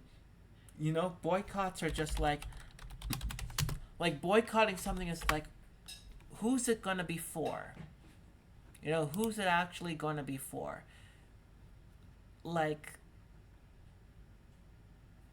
here's the thing, like, Hogwarts Legacy had favorable reviews, yes, it did. But then it turned out that it became a completely average game, which would have worked. I mean, the game actually came out last year or something. Then it turned out that, it turned out it was just a completely average game. And I remember, like, there was a Twitch streamer out there who was actually raising money for LGBTQIA charity, like one of those charities, and she was playing Hogwarts Legacy. And on the one hand, it's bad that certain people actually attacked her for playing a game. Like, you can boycott. You can absolutely boycott. The only problem is, don't harass people because of it. Yeah, it's quite... Okay, so IGN is pretty much like one of that. It's like, least interesting game I've ever played. 10 out. So they gave it a perfect. Okay, so they gave it a perfect score, and apparently it's 9 out of 10, but still, it's near perfect. In almost every way, this is the RPG of Harry Potter that I've always wanted to play. So, and like, here's the thing. Certain people who bought that game are like, but I want to support the developers, and it's like the developers have already been played. And as Sterling said, if you want to support the developers, why not just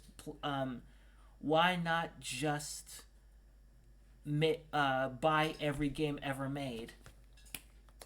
And that's just like one of the weakest excuses I pretty much ever heard. But yeah, it's bad that certain people attacked the streamer for playing a game that should be boycotted. But again, boycotts never worked.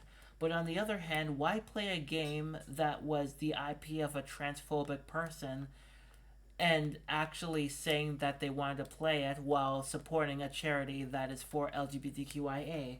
That's pretty much like saying that you support black people, but you're going to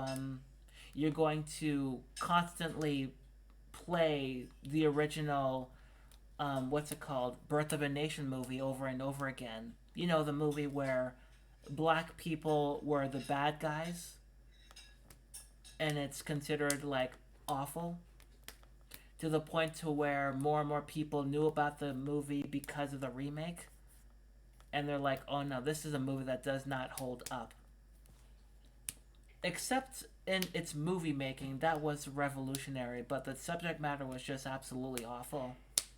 But yeah, boycotts, like saying that you're gonna boycott something. What got me were people who go buy the game and insert them into discussion asking if it's okay that bought it. And then some people are like, no, it's not okay. At least buy it when it's like third hand. When it's gonna be like at a flea market for about $5. Like, that's the best you can do. You know? If you want to play it, bootleg it, or just buy it in a few years when it's going to be, below the asking price.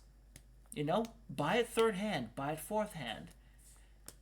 Second hand, or just, yeah, exactly. Pirate it, second hand. Don't buy. It's not worth the $60. Like, Hogwarts Legacy is not worth the $60. It would have been worth it if it came out a decade ago. That was the issue. Yeah, exactly. And some people are like, yeah, but, this is the game that I wanted for a long time. It's like, there are better games. Like, again, Baldur's Gate 3 was just right there, and you decided to just, like, play an admittedly average game with really good ideas. Like, I will say that Hogwarts Legacy had good ideas. However, it's pretty much suffering from the Starfield problem where it was too little too late. I mean, if it came out like a decade or so earlier, it would have been fine. Because there were some things in Hogwarts Legacy that was like, yeah, this could have been fine a decade ago, but, it's lacking. Hogwarts Legacy is pretty much like the video game version of pop punk. Like, it's pretty much the simple plan of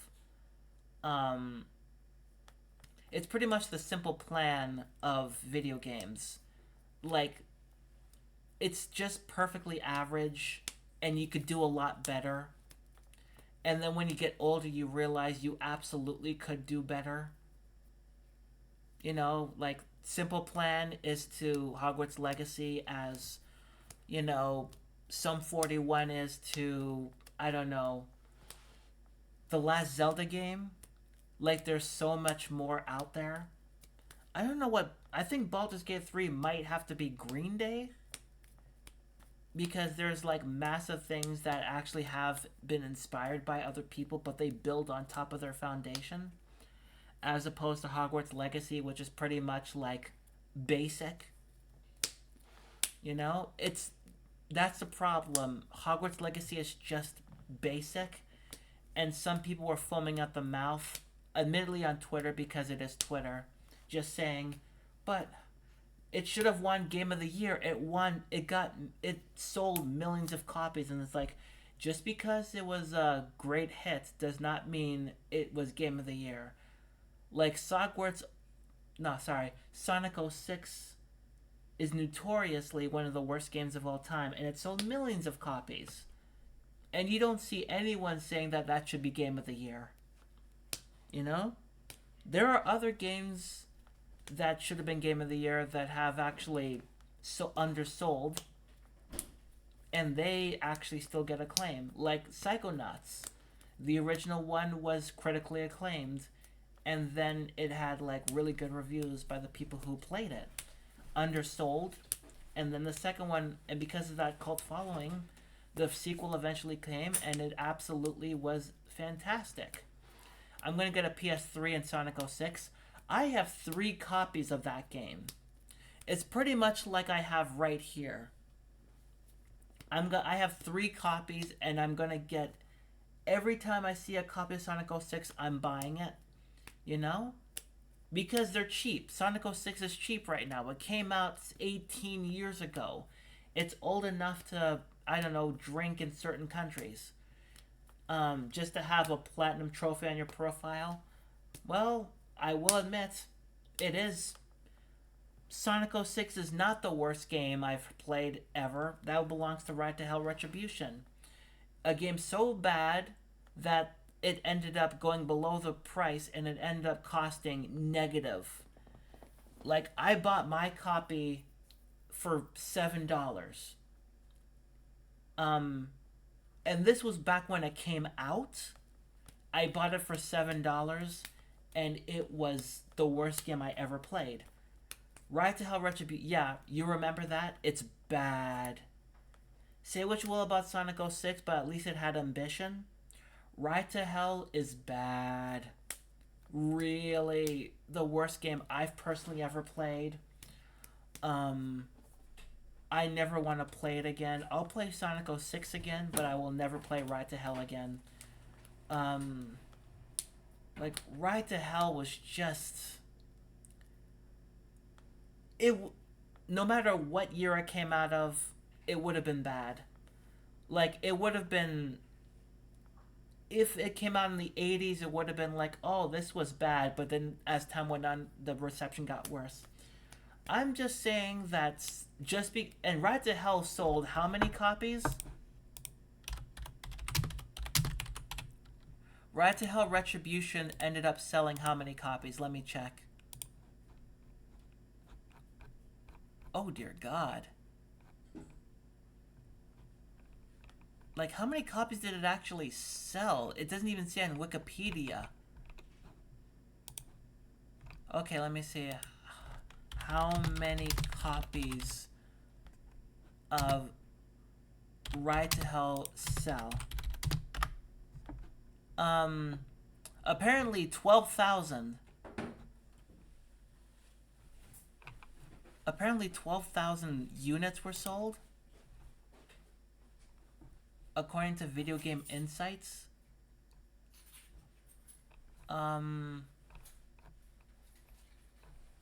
Yeah, apparently about 15,200 units sold.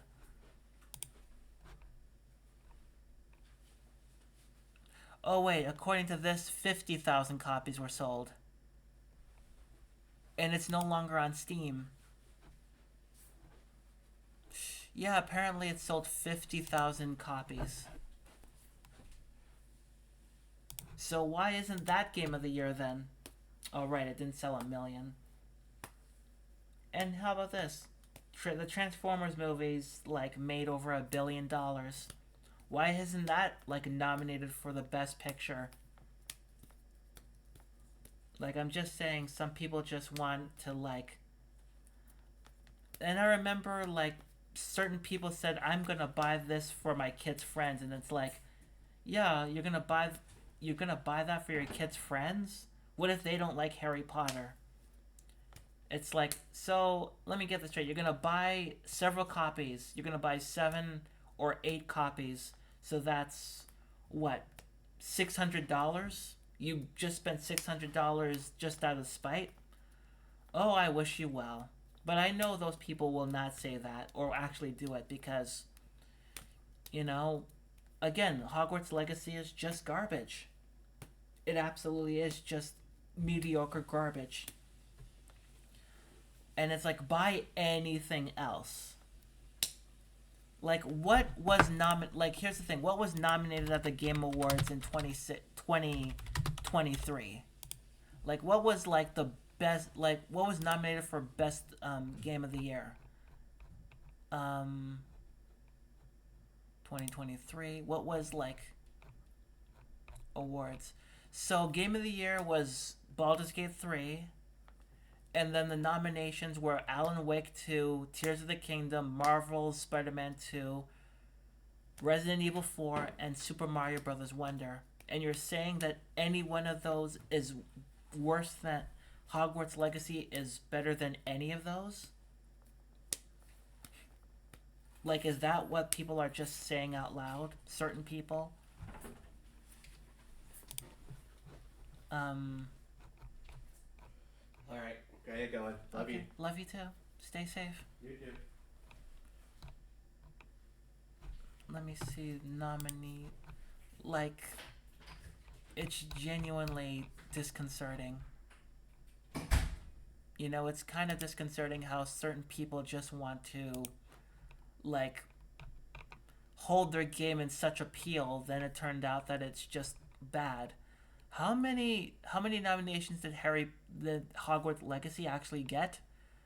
I don't see anything, not even at the 2s. Like, nothing. And certain people just, like, overwhelm. No, actually, it's always been a thing. Like, certain people will complain about their game not being nominated for anything. It's like, because it's an average game. That's the problem. It was just an average game. Like, Hi-Fi Rush was not nominated for Game of the Year. They didn't get anything at all. Yeah, they didn't. And guess what? Hi-Fi Rush was like, it was nominated. It wasn't even nominated for Game of the Year at all. And that was one of the most amazing games I've ever played. Like, a genuine Hi-Fi Rush was and still is one of the best games ever made. But it didn't get a nomination for best game. Like, it was a great game, but it wasn't nominated. And nobody, like, I'm pretty sure there were some complaints, but not to that extent, you know? Didn't get anything at all, so it's fine. You know, it's fine, you know? Every other game is snubbed, and just because it sells 1 million copies does not mean that it's going to get nominated for anything. You know, again, the Transformers movies, like, made over $1 billion, and they got nominated for Razzies because the quality is so bad. Like, just because it sells a lot doesn't mean it's good. I mean, then everybody would like Elon Musk. And yeah, they got nominated for a BAFTA, but they never won. Like, and people are still complaining, you know? Then again, this is Twitter. Like, people do complain on Twitter, so it's like, yeah, it's whatever, you know? Yeah, some people are just gonna complain because they, like, it's like, okay, then why didn't you just make your own thing, you know? Again, perfectly average game. Baldur's Gate 3 went above and beyond. Let me see. The sequel to Zelda went above and beyond, although arguably you can say that it's pretty much kind of the same as Breath of the Wild, a game which I actually have to beat. I really need to play that game, you know? And yeah, just because, like, yeah, some people just, and I'm wondering, I haven't actually, like, looked up if Hogwarts Legacy is ever going to get a sequel. Because, like, it dropped off. Like, apparently the game sold 12 million copies. And as of January 2024, it sold 24 million copies. So it sold a bunch. And that's why I'm just saying, boycotts don't work. Some people will buy out of spite. Like, yeah, some people will genuinely just buy out of spite. You know? So a part of me is thinking maybe certain people did buy something for the child and their friends. You know?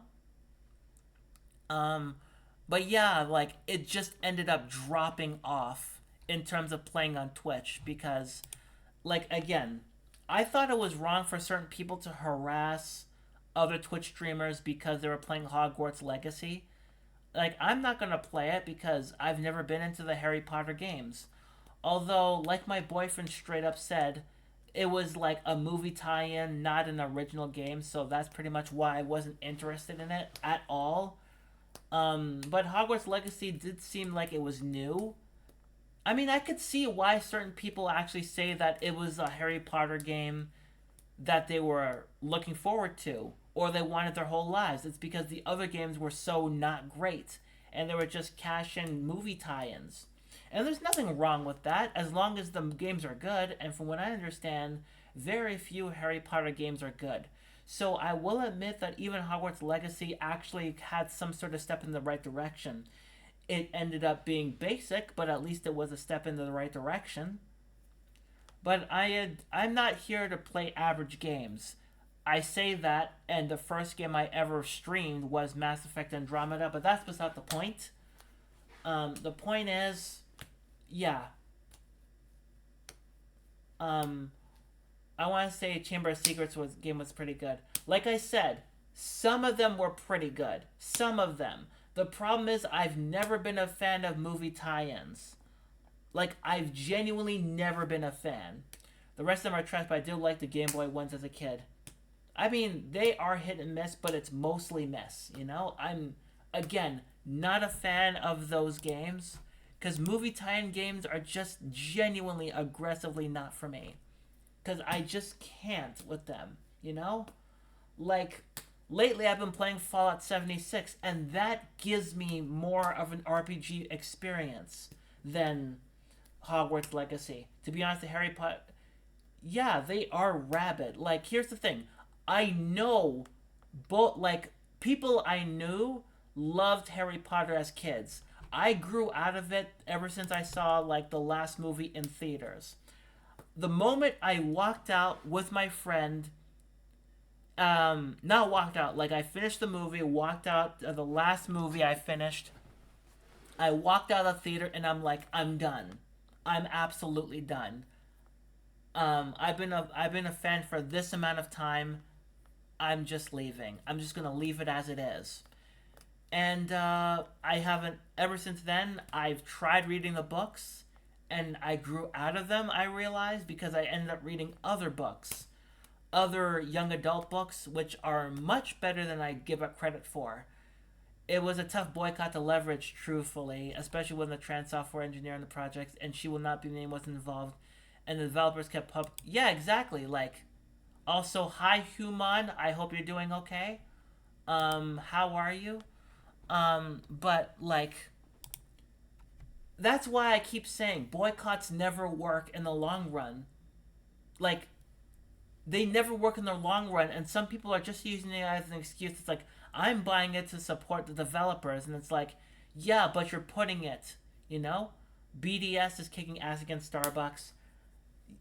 I mean, here's the thing. Boycotts could work in the short run, but in the long run, there's going to be more issues. You know, that's pretty much that is the issue with boycotts. Like, they could work in the short run, but in the long run, they're going to forget it and just go back to their old ways, you know? And it sucks. But yeah, I'm just like ticked off about the people who just hide behind their bigotry. It's like, yeah, but it's not going towards J.K. Rowling. It's like, okay, how about this? You make something that is just as popular as Harry Potter. It gets movie franchises. It gets a movie franchise, maybe a TV show, a lot of merchandise, and some games. You really think that you're gonna think that none of that money is gonna go to you? No, it's your IP. Yeah, it's your IP. You get some of that money. And the people who are like, but J.K. Rowling wasn't involved. It's her IP. she still gets money. Like, she still gets money. She oversaw it and said it was okay. I mean, if she didn't say it was okay, she would have said a cease and desist. Mine anti-war is easier to build than pro-trans, unfortunately. I'm, I'll take your word on it. Honestly, I will take your word on it. Um, I'm just genuinely tired of certain people hiding behind their bigotry and saying that, hey, I'm just doing it to support. And again, why not buy every game ever made? You know, why not buy every game ever made? And it's like, I mean, you're just like making a bad excuse about it, you know? So, yeah. In the long run, at least we know who stands with us and who stands against us, you know? With Hogwarts Legacy, at least we know who stands with us. And it's like, was it worth it? Was it worth playing a game that you will only play for a year tops? And then you probably move on? And then, you know, those people probably don't care. You know, just leave them. Just leave them. Those people who actually say that they care and then buying Hogwarts Legacy, it's like, yeah, you don't care. You don't care, so you go along with your bigot friends, and then realize that everything is woke. You know, um, just like certain people, but everything is woke and it sucks, and it's like, yeah, yeah, just because just because it has a woman starring in it, just like the Fallout TV series. It's like, you're saying that the Fallout the TV show is gonna suck despite the fact that it hasn't even come out yet.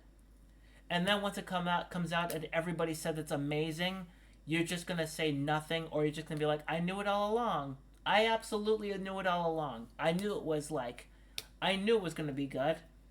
I pirated it, still haven't played it, but F that lady. Oh, see? You pirated it and it's collecting dust. It's the best of both worlds, yeah. And I'm genuinely glad that she's just on Twitter. Work, empathy, and progress. Yeah, exactly. Like, yeah, you know what? Those people can just get left behind. Because it's like, you know what? Eventually, those people actually just harassed, in Star Wars, those same people harassed, Rey and Rose's actresses because they're women in Star Wars. But, you know, they seem to masturbate to Carrie Fisher in the slave outfit. So that's absolutely okay, right? You know? And they tend to forget that Princess Leia ended up killing Boba Fett. They kind of forgot, but, you know, they're just so interested in, like, the slave outfit and probably pretend that Han or Luke killed Boba Fett. Um, but yeah, it's like women with character development and empathy and 3 dimensions. That's woke. I'm not gonna watch this. And it's like, here's the thing. There's a lot of Star Wars and it's getting overwhelming and it's getting a bit tiring. But you know what? There's some people who still want it. You know? And some a-holes will just downvote a trailer just because it has women in it. Like a recent Star Wars trailer with Carrie Ann Moss with different fighting. People say it's too different. And it's like, this isn't Star Wars. And it's like, what do you want? What do you want? You complained about The Force Awakens being too similar to A New Hope. You complained about The Last Jedi being too different, although it's flawed in other aspects. It's not because there are women involved, to the point to where somebody actually put an entirely different cut of The Last Jedi, all without women, and it became just this incoherent mess to the point to where even the people who made The Last Jedi were like, yeah, you need to get outside, you know?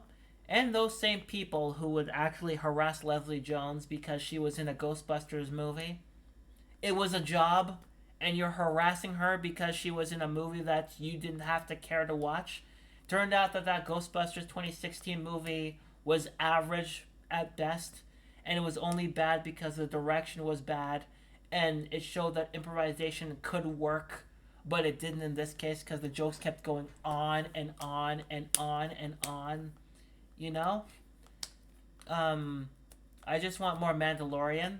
I fell off of that show with season 2.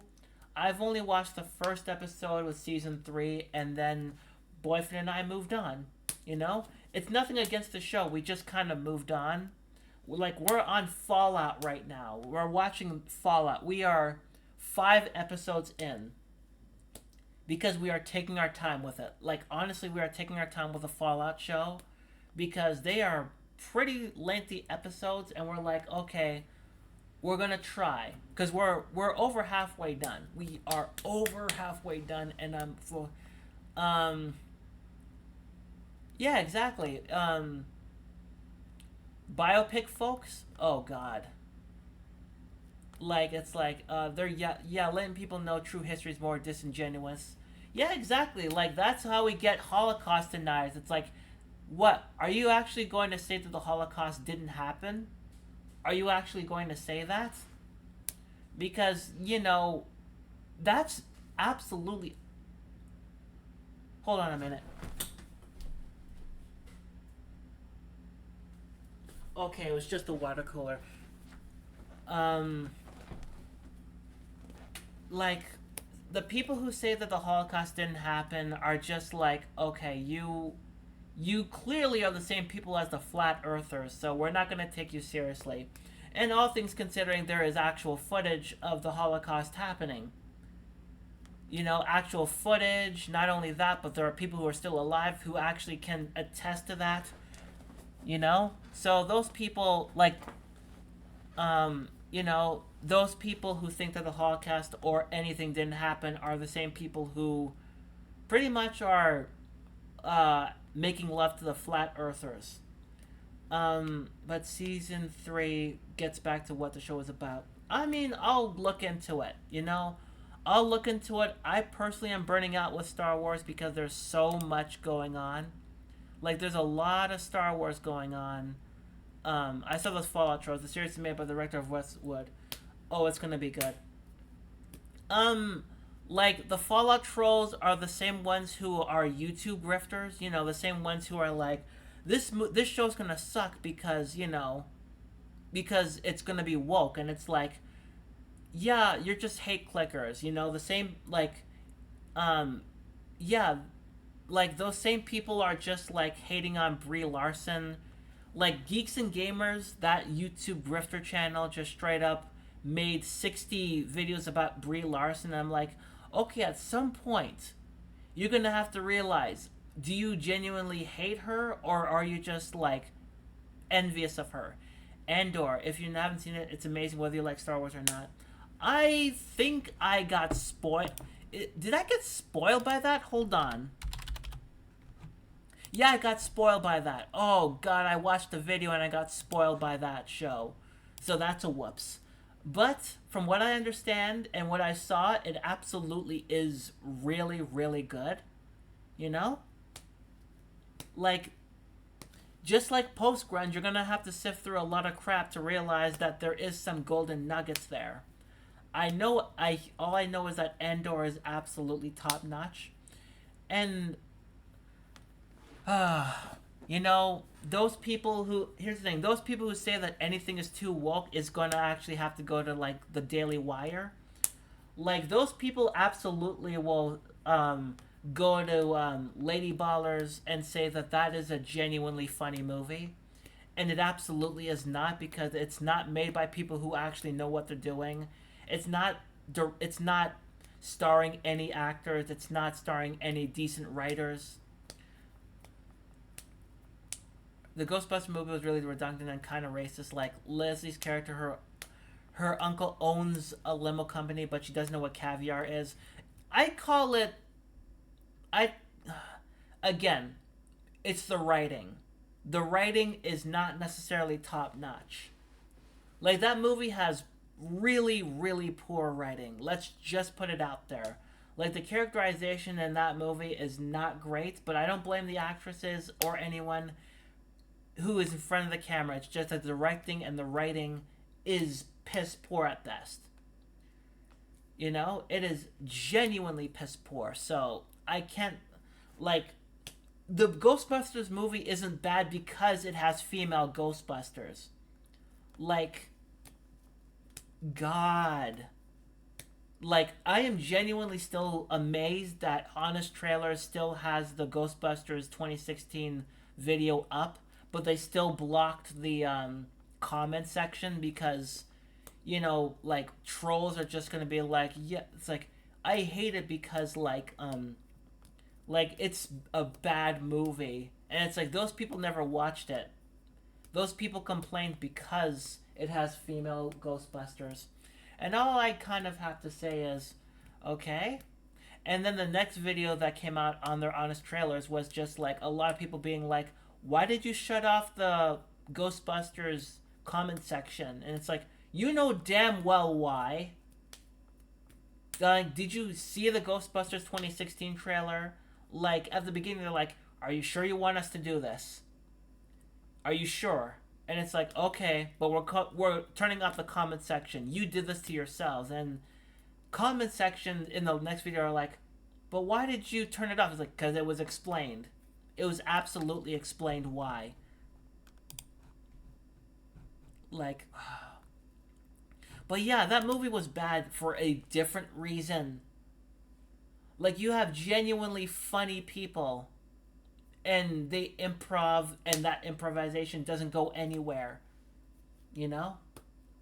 I'm all for improv, but at least rein it in, or at least make a theatrical cut that is exactly like it is on the script, and then maybe get the extended edition where there's improvisation everywhere and people will find out, oh yeah, that's why it's not in the movie. You know? The one, like, anytime I see deleted scenes, I'm like, okay, I can see why this would not be in the movie, or I can see why it would kill the pacing. The only exception is the alternate ending to Knock Knock, because the original ending was just poor, and at least with the alternate ending, it's like good. It's good. Like, out of all the crap that happened to Keanu Reeves, this ending seems like, oh, he's gonna get back at them. I thought a lot of it was done by the blonde lady. Yeah, exactly. Like, it was just a mediocre film.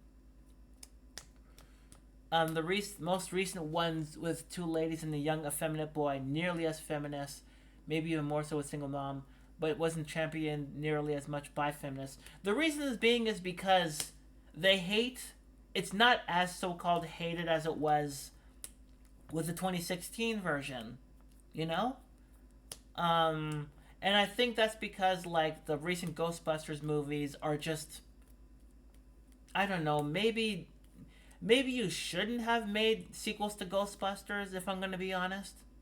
Am I the only one who thinks so? Just, I mean, the original Ghostbusters was pretty much lightning in a bottle. Even the immediate sequel wasn't as good. It was just the same thing. And the whole everybody just saying things didn't happen and it was all somebody else's fault.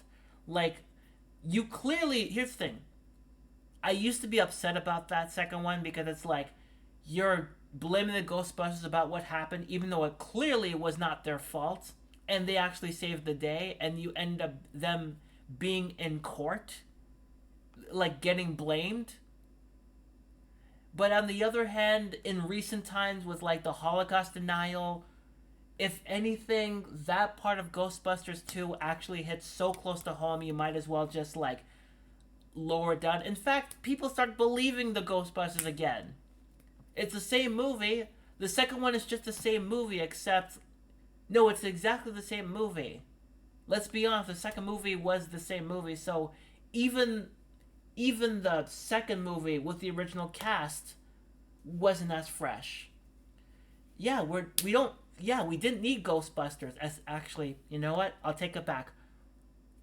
We didn't need Ghostbuster movies. We didn't need any more of them. The shows are an entirely different story because you have time with the characterization. You have some repeats, sure, but they actually have some imagination, and they're at least cartoons. Like the real Ghostbusters, with the one with the Lorenzo Music, as I think Venkman, actually had imagination, and it could get dark, you know? And that's the problem. The original movie was hilarious, but it could also be scary. And the second one was only half of that, although there was some imagination. The other Ghostbusters movies just seem like they're on autopilot, you know? Like, yes, it's like Ghostbusters 2016. Okay, Lady Ghostbusters. Um, it was bad, but not because they were Lady Ghostbusters, it's because it was poorly directed and poorly written. And as for the other two Ghostbusters movies, it's pretty much because it's pretty much like another way of saying the Stranger Things kid is in it. And we're just gonna say Stranger Things, but with Ghostbusters. Hooray! I don't think it's to renew their licenses. Um, if it was, there could have been like a Ghostbusters TV show. Just make a TV show. Actually, yeah, come to think of it, just make a TV show. Don't do any more movies. Make a TV show. Because there's so much imagination from the TV shows that we got from the Ghostbusters. Just make that. Don't make them, just don't make. I'm sure that the movies have their fans, but like there are people out there who say that the Ghostbusters 2 is good because the other ones are so bad, and it's like, no, the Ghostbusters 2 had moments, but it's not a good movie in my opinion. But the renew the license thing, that hasn't been I'm pretty sure, but if it does really poorly, then there's a good chance it would have been like the Fantastic Four movie. The 2015 one, the Four Stick Four, the darker and edgier one. The one with Michael B. Jordan as the Human Torch. And it became such a mess that it was like, okay, we're taking away the license. So, yeah, you made an ash can copy, and it turned out that it was so bad, you know? And I'm not saying that the Tim Story ones with Chris Evans as Human Torch were good, but at least they actually have their own identity. At least they were shot. At least they were considered movies as opposed to the Four Stick Four movie, which is just darker and edgier. You know, like you can do darker and edgier superhero movies, but you have to know a reason why. Like, the reason why the Christopher Nolan Batman movies are so good is because they're pretty much neo-noir movies. You know? Batman actually does detective work, and things can escalate into a darker area, just like in Batman the Animated Series. It's pretty much a movie for adults. It doesn't have to be darker and edgier just for the sake of it. There's a reason as to why those Batman movies were darker and edgier. Fantastic Four did have darker moments, but at the long run, they were pretty much like a lighter and softer version of Lost in Space. Not Lost in Space, but they were pretty much a lighter of they were always written as a lighter and softer version of superheroes in general. You know? Like, you don't have to go the darker and edgier route. You can absolutely be serious and do lightheartedness. Like, look at Thor Ragnarok. Not Thor Love and Thunder. That movie sucked. Thor Ragnarok, like, it's a lighter and softer movie with a lot of improvisation, but there's at least structure. And it's one of those movies that I'm not going to watch again, but I knew that I liked it back when I watched it. But at least there were some serious moments in there, like Loki and Thor meeting their dad for the last time. And he says that both of them are their sons, and then he goes away. That is a very emotional moment in a mostly comedic movie, you know? And there's that scene where Loki tries to betray Thor again. And then Thor is like, yeah, not this time. And it's like, you are better than you think you are. Like, there are moments in that movie that don't work. But as a whole, it absolutely is one of the better Marvel movies. And probably, like, the best Thor movie. Because, yes, it's comedic in tone. But sometimes there are parts where it's like, oh, there's some character development going on here. You know? Like, you don't have to go the darker and edgier route, otherwise you're just gonna mismanage your movie. Just don't go too far like Thor Love and Thunder, where it's just bad because there's so much. It's so bad. Like, it's gotten to the point to where when the Guardians of the Galaxy went off for their own movie, like, they left about 10 minutes after they were introduced in Thor Ragnarok. It's like they left to make a better movie. And Guardians of the Galaxy 3 is an amazing movie, a good finale. Not as good as the second one, but then again, what could top the second one? You know, the third one was absolutely pretty much like, oh my god, those Guardians of the Galaxy movies are absolutely kind of top notch space operas in the best possible way. But yeah, we don't need another Ghostbusters movie. Like, the original is absolutely top notch because it was lightning in a bottle.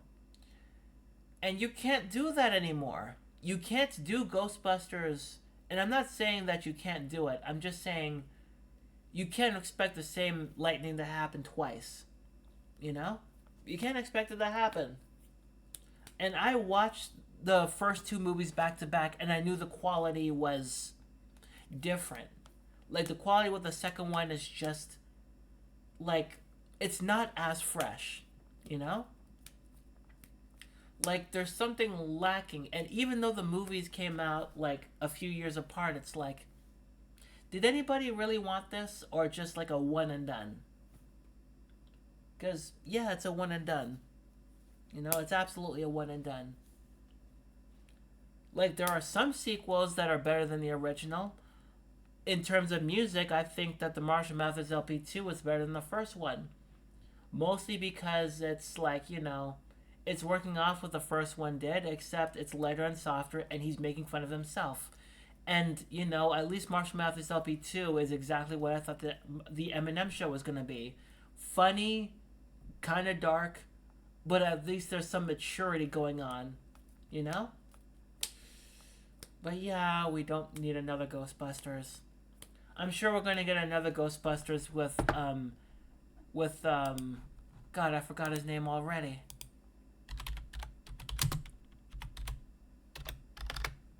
I forgot his name already. How did I do that? I'm actually Finn Wolfhard. I'm genuinely forgetting all these names right now.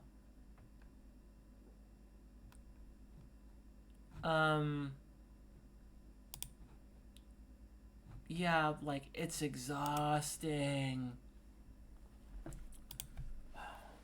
But yeah, like, but it's easy, but it's very difficult to make movies. Like, I remember when what was that movie called? Madam Web came out, and everybody was crapping on it. Like, everybody said it was going to be the next Morbius, but nobody talks about Madam Web as much as Morbius. At least Morbius had the memes. At least that was the thing. Madam Web doesn't have memes, as far as I know. And I remember everybody giving Chris Stuckman crap about, hey, I'm not going to review this. Everybody was giving Chris Stuckman crap about it. It's like, okay, you know what? I'm not going to review this. And it's like, if you, like, everybody else is doing it. And that's one thing, okay? But everybody else is like, yeah, like, well, what the old Chris Stuckman wouldn't be like, okay, then why don't you actually review the movie? Not Chris. If you want to complain, you review the movie.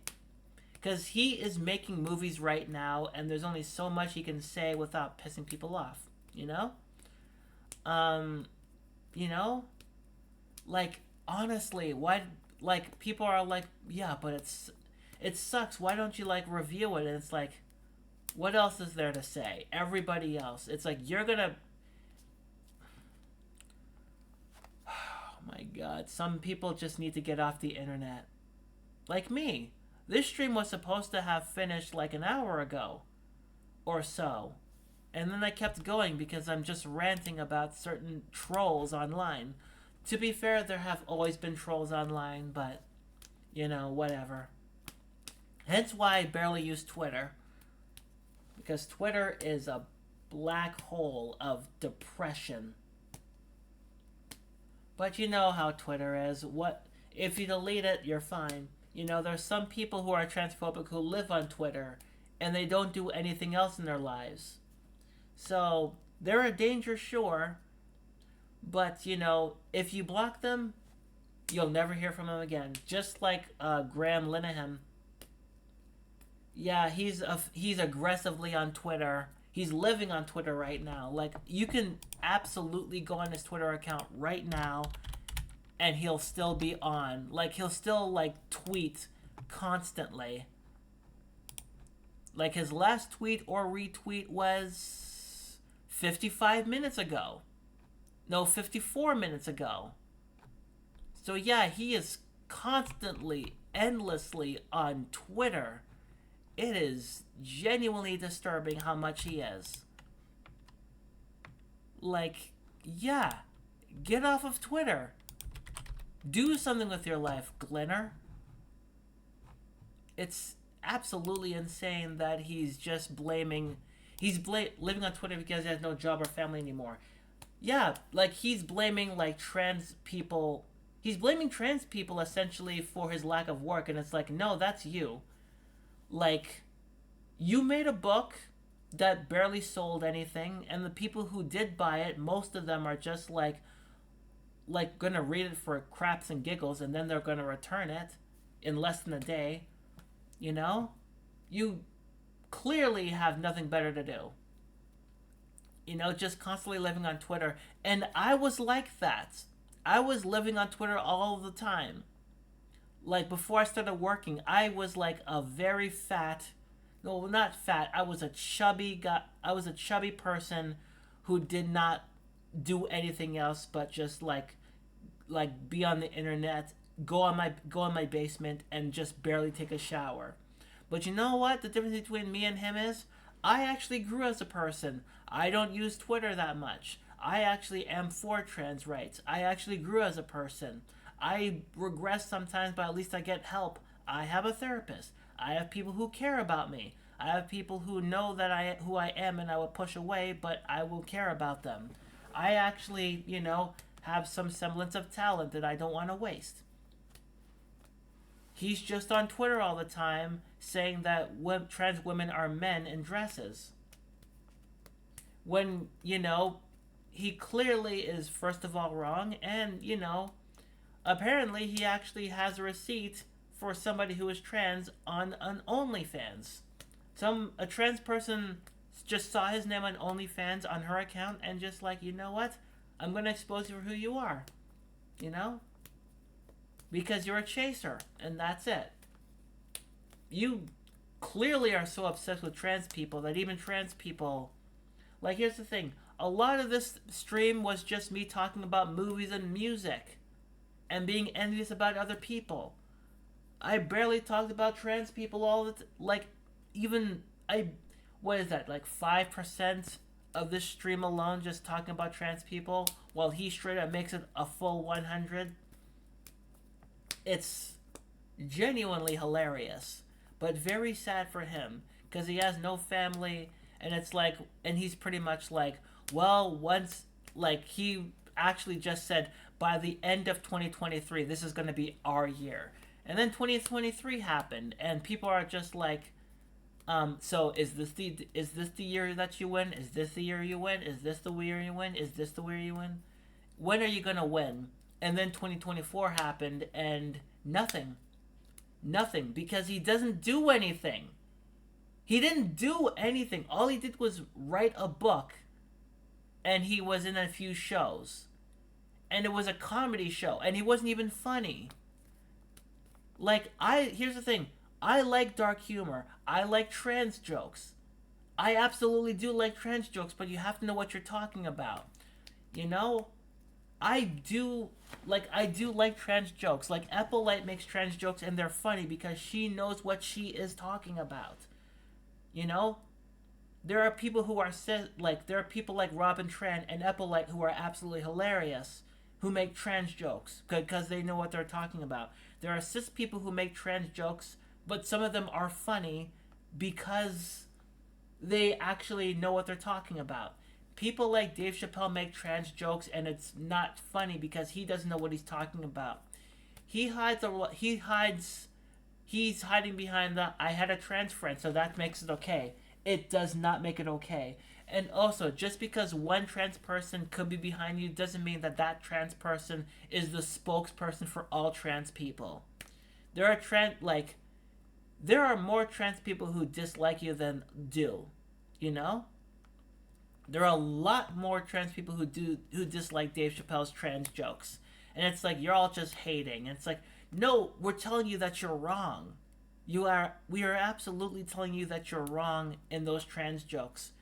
They're ignorant at best, and some people are just gonna be like, yeah, like this is like trans people are triggered, and it's like, no, no, we do know what's funny though. And as somebody who used to watch his shows, his old stand up, he is funny. The problem is that he's actually doubling down. They're not jokes, they're barely functional jokes. They're not functioning jokes. Like, he's just saying stuff that he's found on Twitter.